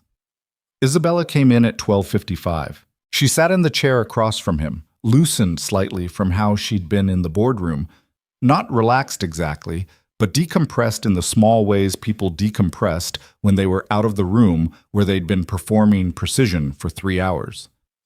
Ellsworth is solid, she said quietly. 2 of the others I wasn't sure about are moving. I can see it. What about Langford's 2? Dug in, but they're 2 votes. Even with Gerald, that's 3. She paused. It's enough. He nodded. She looked at him. How are you? Fine. Nathan. A little tired, he said. Fine. She accepted that. They sat for a moment in the specific quiet of people who had been through something together and were in the pause before knowing how it ended. Whatever happens in there, she said. What you said, the part about Carla and Jimmy Oates and the others, that mattered. You could see it. That was the part that changed something in the room. He shook his head slightly. I just said what was true. I know. That's what changed something. They went back in at 1:15. The afternoon session was shorter and more surgical. Beckett moved through the board members' questions with the efficiency of someone who had assessed the room during the recess and knew where he needed to go. Langford's attorneys made 2 more procedural arguments. Both were addressed and set aside. At 3:40 p.m., Beckett called for a closed deliberation. Nathan waited in the outer reception area this time. He sat in a chair near the window and watched the city do what it did at 3:40 on a weekday afternoon, which was exactly what it did at every other hour. Move, absorb, continue. He thought about Emma, who was at Mrs. Parrish's, probably doing homework or arguing about screen time. He thought about the drive home, which he'd take on the highway because the surface roads from the financial district were slow at this hour. He thought about whether he had the ingredients for the thing he'd planned to make for dinner and whether the situation required something more or less ambitious. He was thinking about the water pump on his truck. He really needed to get that handled before winter. When the double doors opened and Renata appeared. Mr. Cross? Ms. Vaughn would like you to come back in. The board was in their seats. Langford was still at the table, but his attorneys had rearranged slightly, drawn closer to him, which Nathan recognized as the geometry of people preparing to manage a situation rather than contest one. Beckett had his reading glasses on now. The board has reached a preliminary determination, he said. The investigation findings are accepted as presented. The reclassification of maintenance severity ratings and divisional reports over the period in question constitutes a material misrepresentation to corporate oversight, and the documentation indicates this was authorized at the divisional executive level. He looked at Langford. Victor, effective immediately, your executive authority is suspended pending a full formal review. You are asked to cooperate with the review process through counsel. Langford sat very still. His lead attorney put a hand on the table near him, not touching, just present. The planned workforce reduction at the Colston Hub, proposed as part of the post-incident financial response, is suspended, Beckett continued. A company-wide infrastructure review will be initiated within 30 days. And the Level 2 performance review against Nathan Cross is terminated, effective with this session. He looked at Nathan directly for a moment. It wasn't a long look. It was the look you gave someone when you wanted to acknowledge something without making it into a speech. The board appreciates your candor today, he said, and your 9 years of work at that facility. Nathan said, thank you. It wasn't enough. and it was exactly the right amount. Both things at once. The room began to move, chairs shifting, papers gathered, the quiet percussion of a formal proceeding ending. Langford stood, said something low to Carver, and left without looking at Isabella or at Nathan. His attorneys followed him in a configuration that was professionally neutral and communicated everything. Gerald Hume, on his way out, stopped near Nathan's chair. He looked like a man who had made a series of calculations over the past month and was not entirely at peace with any of them. "For what it's worth," Gerald said, "I didn't know about the annotations." Nathan looked at him. "Okay," he said. It wasn't forgiveness, it wasn't condemnation. It was just a thing Gerald had said, received without judgment, filed in the category of things that were probably true and probably not sufficient. Gerald left. Isabella was talking to Beckett and Ellsworth at the far end of the table. Nathan gathered his legal pads, put them in his bag, straightened his chair. He stood there for a moment in the emptying room, 44 floors above the city, the afternoon light coming through the floor-to-ceiling windows at the angle it came through at 4 p.m. in October, which was low and direct, and made the room look briefly warmer than it was. He thought about the 1,100 people on their shifts, the jobs that still existed, Carla's filing cabinet, Jimmy Oates and his wiring concern, Lucas's father, who had spent a week not sleeping. He thought about Emma on the swing set in the backyard, reading with her knees pulled up. He picked up his bag and his notes and walked toward the elevator. Isabella caught him at the elevator bank. She was slightly out of breath, like she'd moved quickly to get there, and there was something in her face that was more unguarded than he'd seen it in the boardroom. The decompression was real now, not partial. "You were leaving," she said. "I have to pick up Emma." She looked at him. "Nathan?" "It went well," he said. "You put it together well." "We put it together." He pressed the elevator button. "You can call me about whatever comes next with the review." The doors opened. He stepped in, turned. "Drive safe," he said, and the doors closed. He drove home through the highway traffic, which was predictably bad at 4:30, and thought about the water pump. When he picked up Emma from Mrs. Parrish's, she looked at his face the way she'd looked at the letter on the counter 2 days ago, assessing, without making it obvious that she was assessing. "Well," she said, "it went okay. Okay like fine, or okay like good. Okay like the right thing happened." She considered this. "That's good," she said, with the finality that meant she'd filed it correctly. She picked up her backpack. "Can we have spaghetti?" "It's not Tuesday." "Spaghetti isn't only for Tuesday. In this house it is." "That rule is arbitrary," she said. He held the door open for her. "Yeah," he said, "it is." They went home. He made spaghetti on a Thursday, which was not a rule violation because he had decided, somewhere on the drive home through the traffic, that certain rules were less important than the fact that his daughter had asked for something specific and he was there to make it. The garlic, as always, was fine. The weeks after the board meeting were not quiet exactly, but they had a different quality than the weeks before it.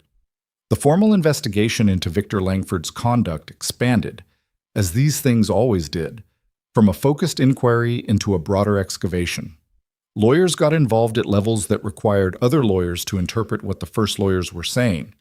3 additional executives in the Northeast Division were placed on administrative leave pending review of their roles in the maintenance reclassification process. The company's external auditor was brought in to assess the financial reporting implications of 3 years of materially inaccurate operational data flowing through the divisional structure. Gerald Hume resigned quietly on a Tuesday, 11 days after the board meeting.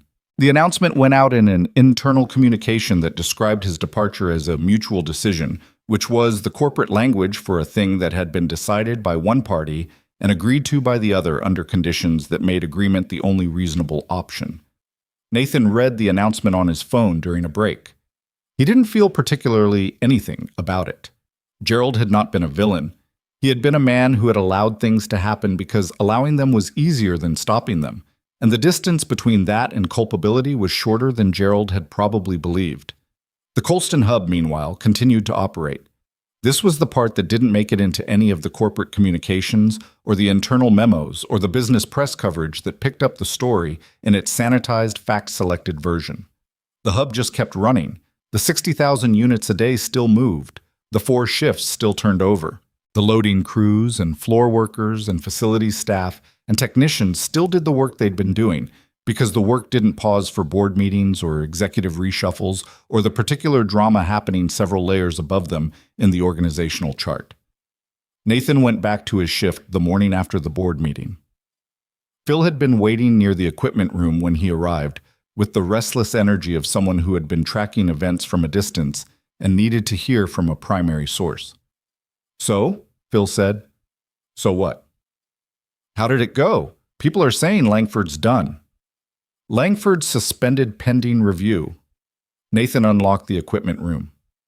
"Which is different from done, technically, but the trajectory is clear."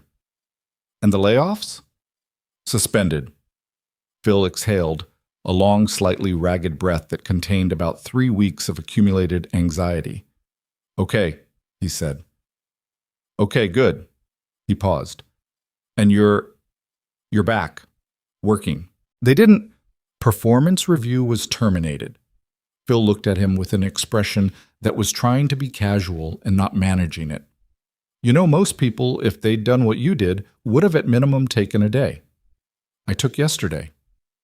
"You were at the board meeting yesterday." "That's still a day." Phil shook his head. "You're a weird guy, Nathan." "I know," Nathan said, and went to work. The infrastructure review that the board had ordered began in the 3rd week of November. It was comprehensive in the way that reviews ordered in the aftermath of near disasters were always comprehensive. Thorough, slow, occasionally redundant, staffed by people who were being very careful because everyone was watching. Nathan was not the lead on it, but he was consulted regularly because 9 years of direct operational knowledge in the specific facility was not something you replaced with external auditors, however thorough they were. He walked the building with the review team twice a week for 3 weeks.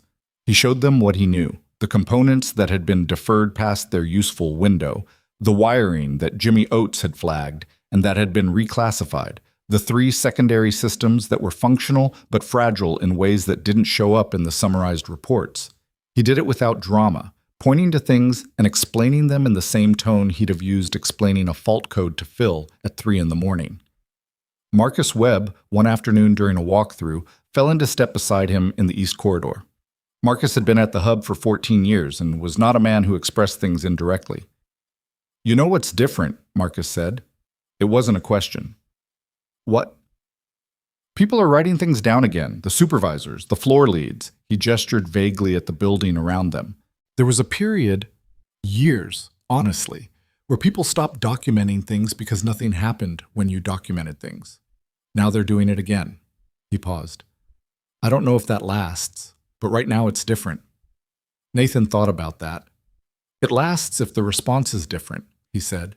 "Documentation only means something if someone reads it." "That's the question, isn't it?" "Yeah," Nathan said. "That's always the question." It was, he was coming to understand more clearly, the central question of everything that had happened. Not the crisis, not the board meeting, not even Langford. The central question was whether an organization could actually change the way it heard things. Not the structure, not the reporting lines, not the policy language.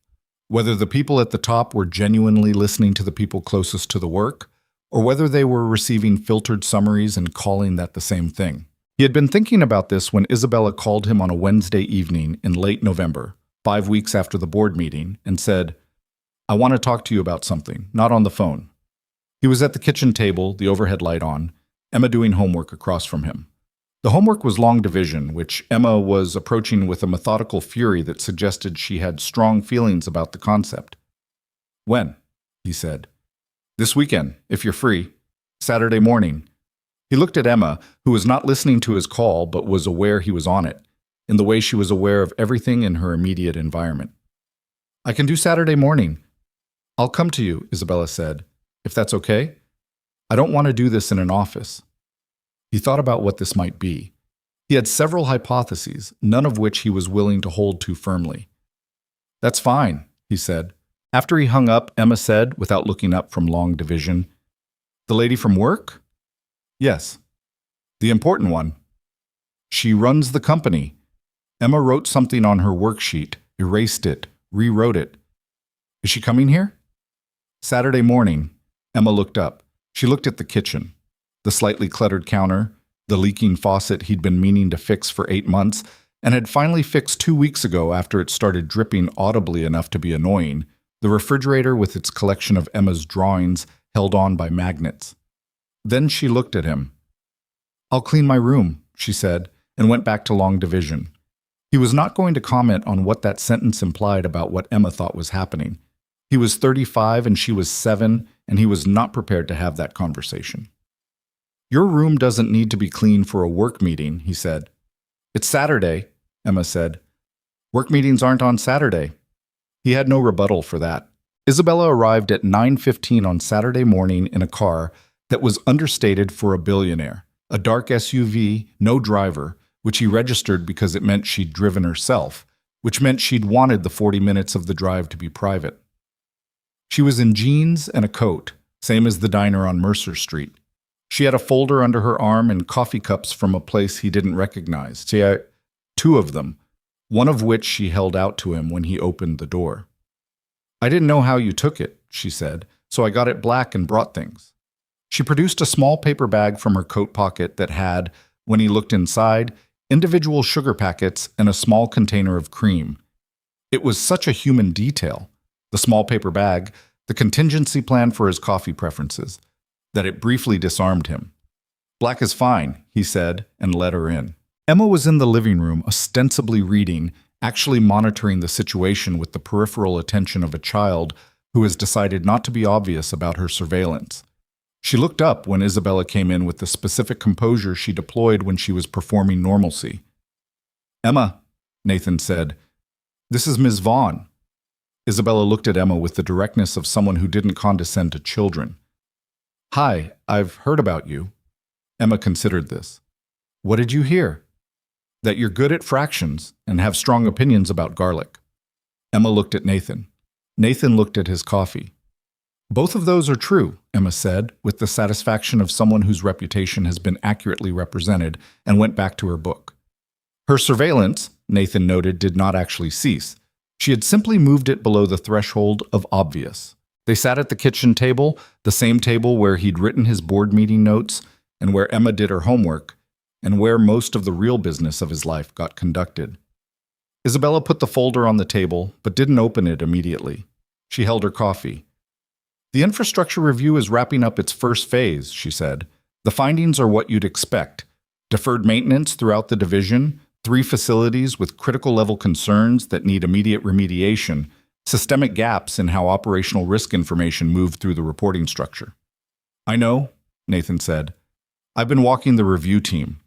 "I know you have," she paused. "What I want to talk about is what happens after the review. The findings, the remediation. Those are important, but they're responses. They fix what broke. They don't necessarily change the conditions that allowed it to break." She looked at him. "The thing you said in the boardroom, about Carla keeping personal copies, about people stopping documentation because nothing happened when they documented things." He remembered saying it. He also remembered that it had not been a prepared statement. It had come out of him in the moment, accurate, without particular calculation.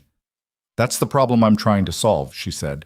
"Not just at the Colston hub, across the division, across the whole company, eventually." She opened the folder.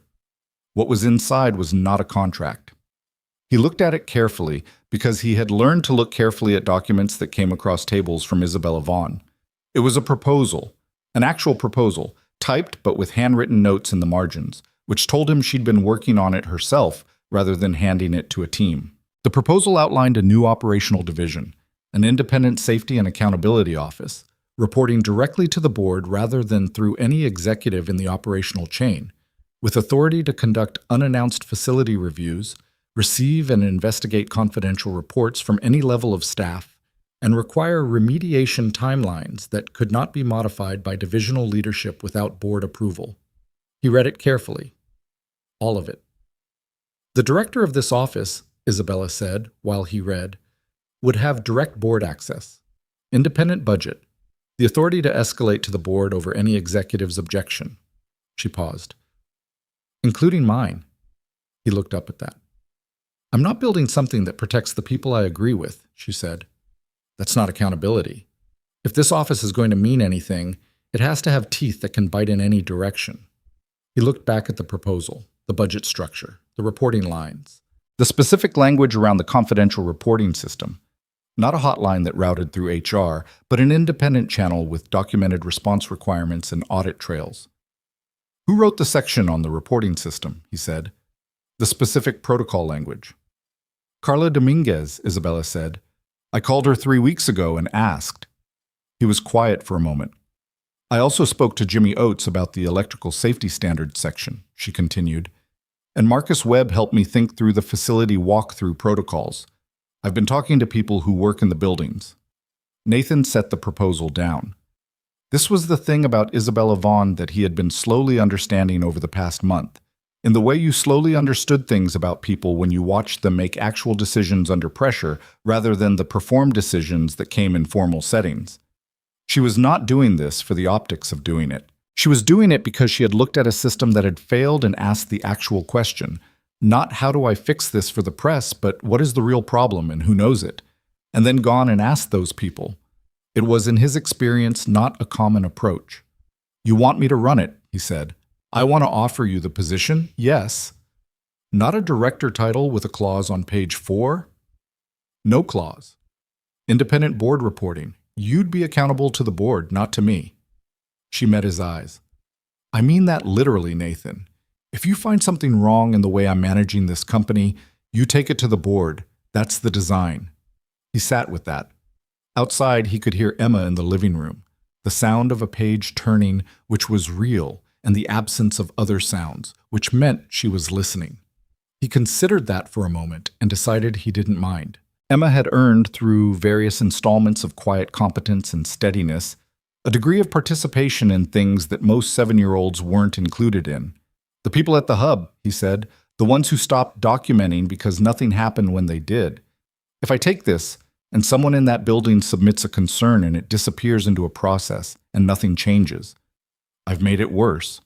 Because now they believed again, and then it didn't work again. Yes, Isabella said, that's exactly the risk. So how do you build a system that doesn't do that? I think the answer is that the director has to be someone who those people already know will not let it disappear, she said. Not because of the org chart, because of who they are. He looked at her. That's why it's you, she said.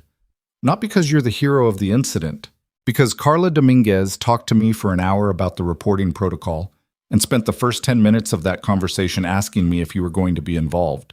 Because Marcus Webb, when I asked him who in that building the floor crews actually trusted, gave me your name without pausing. She paused herself. Because you turned down a contract that would have made your daughter's life considerably easier, because you wouldn't sign something that wasn't true. Nathan looked at the proposal again, at Carla's protocol language, at the independent budget line. He thought about Emma's college fund, which existed in a form that could be described as optimistic. He thought about the Ford F-150 and the water pump he'd finally gotten around to because the alternative was expensive. He thought about 9 years of a modest, careful life built with precision and maintained with the knowledge that precision was the only thing standing between where he was and a dozen things he couldn't afford. He thought about Lucas's father, who couldn't sleep, about the 1,100 people who'd kept their jobs, about Marcus Webb saying people are writing things down again with the cautious tone of someone who had learned not to trust improvements until they had proven themselves durable. The salary, he said. Isabella named a number. It was not the $340,000 from the original contract. It was less than that, still more than he'd made in any year of his life, but structured with purpose, not as a reward for something that had already happened. It felt, oddly, more appropriate for that reason, like it was attached to actual work rather than to the management of a narrative. I need to think about it, he said. I know. She didn't push. She picked up her coffee. Take the time you need. They sat for a moment in the quiet of the kitchen, which was a comfortable quiet in the way that the quiet of certain places became comfortable when you'd spent enough time in them. Outside, November was doing what November did, gray and direct, without pretense about being anything warmer. Emma appeared in the kitchen doorway. She was holding her book with a finger marking her place, which meant she'd been reading and listening simultaneously, a skill she had refined to an impressive degree. She looked at Isabella with the assessing expression. "Do you want to stay for breakfast?" Emma said. "Dad was going to make eggs." Nathan looked at his daughter. "I make very good eggs," Emma clarified to Isabella, with the confidence of someone who had not, to Nathan's knowledge, ever made eggs. Isabella looked at Nathan. He had no idea what his face was doing. "I'd like that," Isabella said.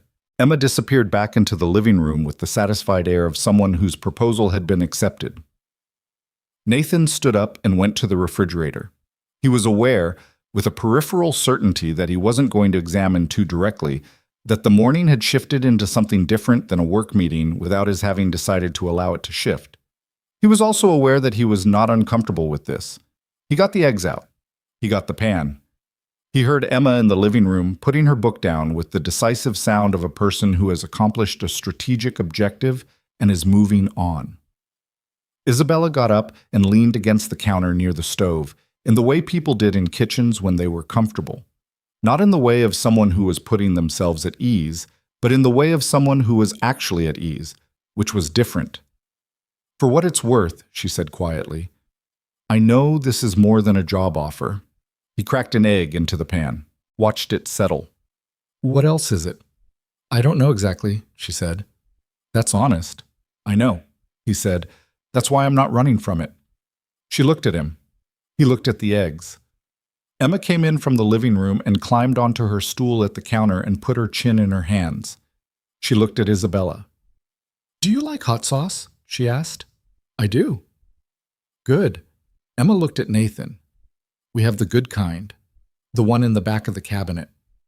I know where the hot sauce is." "The back of the cabinet," Emma said with emphasis, as though the location was a detail of some consequence. Nathan got the hot sauce from the back of the cabinet. The morning went on. The eggs were made and eaten. Emma talked in her particular way about the things she was thinking about.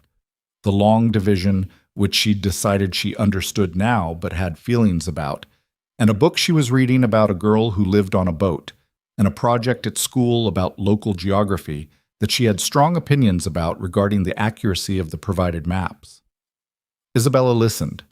Not in the performed way of adults humoring children, actually listened, asked actual questions, disagreed with Emma on one point about map projections in a way that Emma found delightful because very few adults disagreed with her directly. Nathan watched this from his side of the table. He was not sure what he had expected, but it was not this. The specific ease of it, the way the kitchen felt populated rather than crowded, the way Emma's voice had the bright frequency of a child who was being taken seriously. He had been doing this alone for 7 years. He had built a life that was good, genuinely good, not consolation prize good, and he had known what it was and had not spent much energy wanting it to be different. You couldn't spend energy wanting things to be different and also hold a 7-year-old together and work nights and document fault codes and drive a truck with a failing water pump. There wasn't enough energy for all of that. But sitting there with the November light coming through the kitchen window and Emma in mid-argument about map projections, and Isabella Vaughn disagreeing with her with what appeared to be genuine investment in the cartographic question, he felt, with a clarity that was both new and somehow familiar, the specific weight of what he'd been carrying alone. Not as a complaint, just as a fact, suddenly visible in contrast to something that was not alone. He was 35. Emma was 7. The swing set in the backyard needed to be replaced, but Emma didn't want to get rid of it, and that was fine. He could reinforce the chains. The Ford needed attention. The kitchen faucet had been fixed, and now there was a thing with the bathroom door that didn't latch properly. He had things to do. A life with ongoing maintenance, same as any building. After breakfast, Emma asked if she could show Isabella the backyard, which Nathan understood as the continuation of a project that Emma had initiated and was seeing through to whatever conclusion she'd decided upon. He washed the dishes and watched through the kitchen window as Emma took Isabella through the backyard with the authority of a person giving a tour. He could not hear what they were saying. He could see Emma gesturing at the swing set, explaining something from the posture, and Isabella listening with her hands in her coat pockets and her breath briefly visible in the cold air. He could see Emma climb onto the swing without swinging, just sitting on it the way she did, and Isabella standing nearby, not trying to fill the moment with conversation. He dried the pan and hung it back on the hook. He had made a decision about the job while he was cracking the eggs, in the wordless way decisions sometimes happened. Not announced to himself, just present, already made, waiting to be acknowledged. He would take it, not because of the salary, though the salary mattered in the way that money always mattered when you had one income and a daughter to raise. Not because of Isabella, though he was done pretending that wasn't a factor in the larger equation of things. He would take it because Carla Dominguez had spent the first 10 minutes of a conversation asking if he was going to be involved.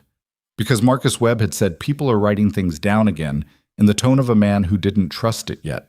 Because somewhere in the hub right now, on a shift he wasn't working, someone was filling out a maintenance request with the old familiar uncertainty about whether it would be received or reclassified or lost in the translation between what they saw and what the summary said. He would take it because the work was real and the need was real, and he was the person who knew how to do it. Isabella and Emma came back inside, stamping cold off their feet. Emma's cheeks were red from the air. She had, Nathan noticed, the expression of a person who had accomplished something and was being dignified about it. She says the swing set is structurally sound, Emma told Nathan, with solemnity. I said it looked like it had some life left in it, Isabella clarified, with the small quality in her voice that he was learning was her version of not quite smiling. Same thing, Emma said. Isabella looked at Nathan. He looked at her. I'll take the position, he said. She held his gaze for a moment. Okay, she said. Not triumphant, not performed, just received. Like she'd been waiting for the thing he'd already decided, and here it was. Emma, who had been removing her coat with the focused attention of a person pretending not to be listening, said, Good, without looking up, in the tone of someone who had considered the situation thoroughly and found this outcome appropriate. Nathan looked at his daughter. You knew I was going to say yes. I thought you probably would. She hung up her coat. You don't make bad decisions. I make bad decisions sometimes. Name one. He thought about it, genuinely. The water pump, he said. I waited too long. Emma considered this seriously. That's more of a procrastination than a decision. Isabella was looking at the ceiling, which Nathan recognized as something people did when they were trying not to laugh in a way that would call attention to itself. Get your shoes, he told Emma. Mrs. Parrish wanted to show you something at noon. What did she want to show me? I don't know. She asked if you could come by. Emma went for her shoes, satisfied, and the kitchen was briefly quiet in the way it was briefly quiet between moments. The pauses that were just part of the rhythm of a Saturday morning when someone was getting their shoes. I'll have legal send the formal documents Monday, Isabella said. Her voice was normal, professional, clear, but had underneath it the particular warmth of someone who has allowed a wall to come down and is not in a hurry to put it back up. Fine, Nathan said. She picked up the folder. She looked at the kitchen, the pan on the hook, the hot sauce back in the cabinet, Emma's drawings on the refrigerator, the way you looked at places you wanted to remember. Nathan, she said. He looked at her. Thank you for breakfast, she said. It was simple. It was true. He appreciated the simplicity of it. Any time, he said. Emma came back with her shoes half tied, in the way she always put on shoes, competent enough to do it, resistant to spending more time on it than necessary. She looked at Isabella. Will you come back? She asked. Directly, without preamble, the way she asked everything. Isabella looked at Emma, then at Nathan, then back at Emma. Yes, she said. I think I will. Emma nodded, satisfied, like a door had been opened and properly noted. She went to get her jacket. Nathan walked Isabella to the door. Outside, the November morning was gray and still, the street quiet in the particular way it was quiet on Saturday. A different quality than weekday quiet, more deliberate, as if the neighborhood had collectively decided to take its time. She turned at the bottom of the porch steps. The swing set, she said. Emma told me why she doesn't want to replace it. He waited. She said her dad built habits around it. Isabella paused. She didn't say it exactly like that, but that's what she meant. He stood on the porch and thought about that. About Emma, 7 years old, articulating something he had never quite put into words himself. The way the swing set was not really about the swing set, had not been for a while. She's something, Isabella said. Yeah, Nathan said. She is. Isabella walked to her car. He watched her go, not in a dramatic way, just in the natural way of someone standing on their porch while something moved away from them that would also come back. He went inside. Emma was ready, jacket on, looking at him from the hallway. Can we get the swing set chains fixed? She asked, before it gets too cold to do it right. He looked at her. Yeah, he said. We can do that. They went to Mrs. Parrish's. Emma ran ahead the way she always did on that block, the 3 steps from the sidewalk up to the neighbor's porch taken in one hop, the same way she'd been taking them for 4 years. Nathan followed at a pace that was what it was. Not slow, not rushed, just the pace of a man walking a block he knew well. The Colston hub, in the weeks that followed, changed slowly. The way real things changed. Not in a press release, not in a company-wide communication with a bold new mission statement. The infrastructure review completed and the remediation work began. Actual work, scheduled and funded, not deferred. The new reporting system went live in December, quietly, with a communication from Nathan's office that was 3 paragraphs long and said what it did and how it worked and who you could contact with questions. Carla Dominguez submitted the first formal report through the new system on a Thursday in December. It was about a HVAC concern in the South Building that had been noted and verbally dismissed twice in the previous 6 months. The response arrived within 48 hours. The repair was scheduled within a week. She told Nathan about it in the hallway near the facilities office, with the same flat, controlled tone she used for most things. But her eyes had a quality in them that was different. Not relief exactly. Something more durable than relief. It worked, she said. It worked this time, he said. That's how trust gets built, one time at a time. She looked at him. You're still cautious. I'm always cautious. Cautious is how things stay fixed. She nodded. Good, she said, and went back to her office.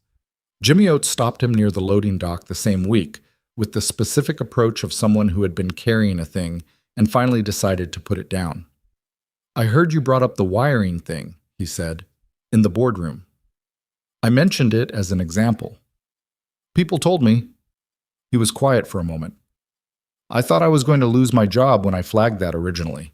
I thought, the way things worked, if you made noise about something and nothing happened, the noise came back on you. I know, Nathan said. Does it work different now? Nathan thought about what Carla had said. One time at a time. We're building toward different, he said. It's not there yet, but it's moving. Jimmy looked at him for a long moment. That's honest, he said. Yeah. That was the thing Nathan had come to understand most clearly, somewhere in the accumulation of the past 2 months, that what people needed most was not the promise that things would be perfect. They'd heard that. The corporate communications of every institution produced that promise in regular intervals, and it landed with the hollow sound of a thing that had been said too many times to mean anything. What they needed was honesty about the distance between where things were and where they needed to be, and evidence that the distance was actually being traveled. Not arrived at, traveled. Movement that you could see and touch and document. He had spent 9 years documenting things in yellow legal pads in the specific belief that accurate information, recorded carefully, was worth something even when no one was reading it. He had turned out to be right about that, in a way that had cost him something and given him something and left him standing at a kitchen table on a November Saturday morning, saying yes to a job that was the continuation of the same belief at a larger scale. He thought about his father, who had taught him to write things down. About Claire, who had lived for 11 minutes after the emergency, and who had held Emma in those 11 minutes with a completeness that Nathan had thought about almost every day since. About the night on Route 9, the silver sedan through the barrier, the woman asking him his name in a voice that he had never been able to remember clearly, but had always remembered as present. Not panicked, just present. He was 35 years old, and he had made decisions for 15 years that were each, individually, the smallest possible version of the same decision, to see what was actually there, name it accurately, and act accordingly. In the maintenance bay, on Route 9, in the conference room with the contract on the table. The decision was never dramatic in the moment. That was the thing people got wrong about integrity. They imagined it arrived with the fanfare of a clear moral choice, a moment where the right path was illuminated and you simply took it. It was not like that. It was quiet, and it was specific, and it cost something, and it didn't always feel like anything when you were doing it. It felt like putting the pen down, like going to the junction box instead of the control room, like writing the date in the margin. On a Saturday in late January, Isabella came back to Caulfield Street. She brought coffee again. She had learned by then how he took it, though she still brought the small paper bag with the sugar and the cream, because it had become, without either of them deciding this, a thing they did. They walked in the backyard while Emma was at a birthday party for a classmate. The chains on the swing set had been replaced in November. Nathan had done it himself one weekend. The right tools, 90 minutes, solid work. And the swing set stood in the January light with the specific dignity of something that had been worth keeping. Isabella sat on one of the swings, not swinging, just sitting, the way Emma sat on it, which she probably did not know was the way Emma sat on it. Nathan stood nearby, hands in his jacket pockets. The board approved the second phase of the accountability office expansion, she said. 4 more facilities in Q1. I saw the memo. It's going to be a lot of work. I know. She looked at the yard.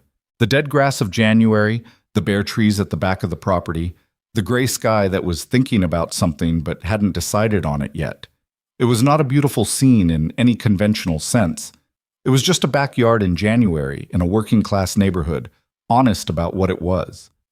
Do you ever think about what would have happened, she said, if you'd signed the contract? He thought about it honestly. Sometimes. And I think about the Monday morning after I signed it, he said. Walking into that building knowing I'd agreed that the failure wasn't caused by what caused it. Having to say good morning to Carla and Marcus and Jimmy, he paused. I couldn't have done it. She was quiet for a moment. I think about Route 9 sometimes, she said. Mostly, I think about the fact that I never knew the name, that I had this... She stopped. Tried again. This person who helped me, at the worst moment, and they were just gone. And the not knowing was its own kind of thing I carried. I know, he said. Do you? She looked at him. Did you think about me? Afterward? He considered being careful about this and decided against it. Yes, he said. Not constantly, but yes. I wondered if you were all right. I was all right. She said it the same way she'd said it in the diner on Mercer Street, quietly, directly, as a fact that she knew he'd needed to hear. I'm all right. He looked at her on the swing, in the January yard, in the coat she'd had on every time she'd come here. He thought about the distance between that night on Route 9 and this moment, which was measurable in years and in everything that had happened in them, and which was also, in some way he couldn't fully articulate, exactly the right distance. The time it had taken for both of them to become people who could be in the same yard on a January morning and say true things to each other without it being more than they could hold. Emma wants to show you something when she gets back, he said. What? The maps project, the one she had opinions about. She finished it. He paused. She got the top grade in the class, which she is being modest about in a way that makes it very clear she is not actually being modest. Isabella's face did the thing it did when she was not quite smiling. I'd like to see it. I figured. They stood in the yard a little longer. The gray sky made its decision, and it was anticlimactically nothing. Just stayed gray, just held whatever it was holding for another day. The bare trees stood where they were. The swing set stood where it was, newly chained, good for several more years at least. This was not a fairy tale. Nathan Cross was not a fairy tale person. He was a man who fixed things for a living and raised a daughter and drove a truck that needed attention and wrote fault codes in yellow legal pads and had, on the whole, a life that was built on small, accurate decisions stacked over time. But there was something in the yard that morning that was real and new and worth acknowledging. Not the sweeping transformation of a story that tied itself in a bow, but the specific, ordinary beginning of something that would require, like everything real, maintenance, patience, honest documentation of what was working and what needed attention. He was good at that. So, he was learning, was she. Emma came home at 2 in the afternoon, pink-cheeked from the party, with a piece of birthday cake in a napkin that she had saved specifically for Nathan and presented without comment. She saw Isabella and treated the fact of her presence with the equanimity of someone for whom this was now simply a feature of Saturday afternoons. "The maps project is in my room," Emma told Isabella. "I'll get it." And she went upstairs, and that was that. And the house was full of the sounds of a regular Saturday with people in it. Nathan put the kettle on. Isabella sat at the kitchen table, in the chair she'd sat in for breakfast in November. In the kitchen with Emma's drawings on the refrigerator and the pan on the hook and the hot sauce in the back of the cabinet. This was not a perfect life. It was a real one. He had decided a long time ago, and again in smaller ways every day since, that real was enough. Outside on Caulfield Street, the January afternoon went on. In the hub 12 miles away, people were working their shifts. Carla was documenting. Marcus was watching. Jimmy Oates was doing electrical work on a system that was now properly maintained. New requests were being submitted and read and responded to, one at a time, building the thing that could not be announced but only demonstrated. The kettle came to a boil. Nathan Cross made the tea and set the cups on the table and called up the stairs for Emma and sat down across from Isabella Vaughn in his kitchen on a Saturday in January. And the story, the real one, the one that wasn't about crises or boardrooms or contracts, was just beginning.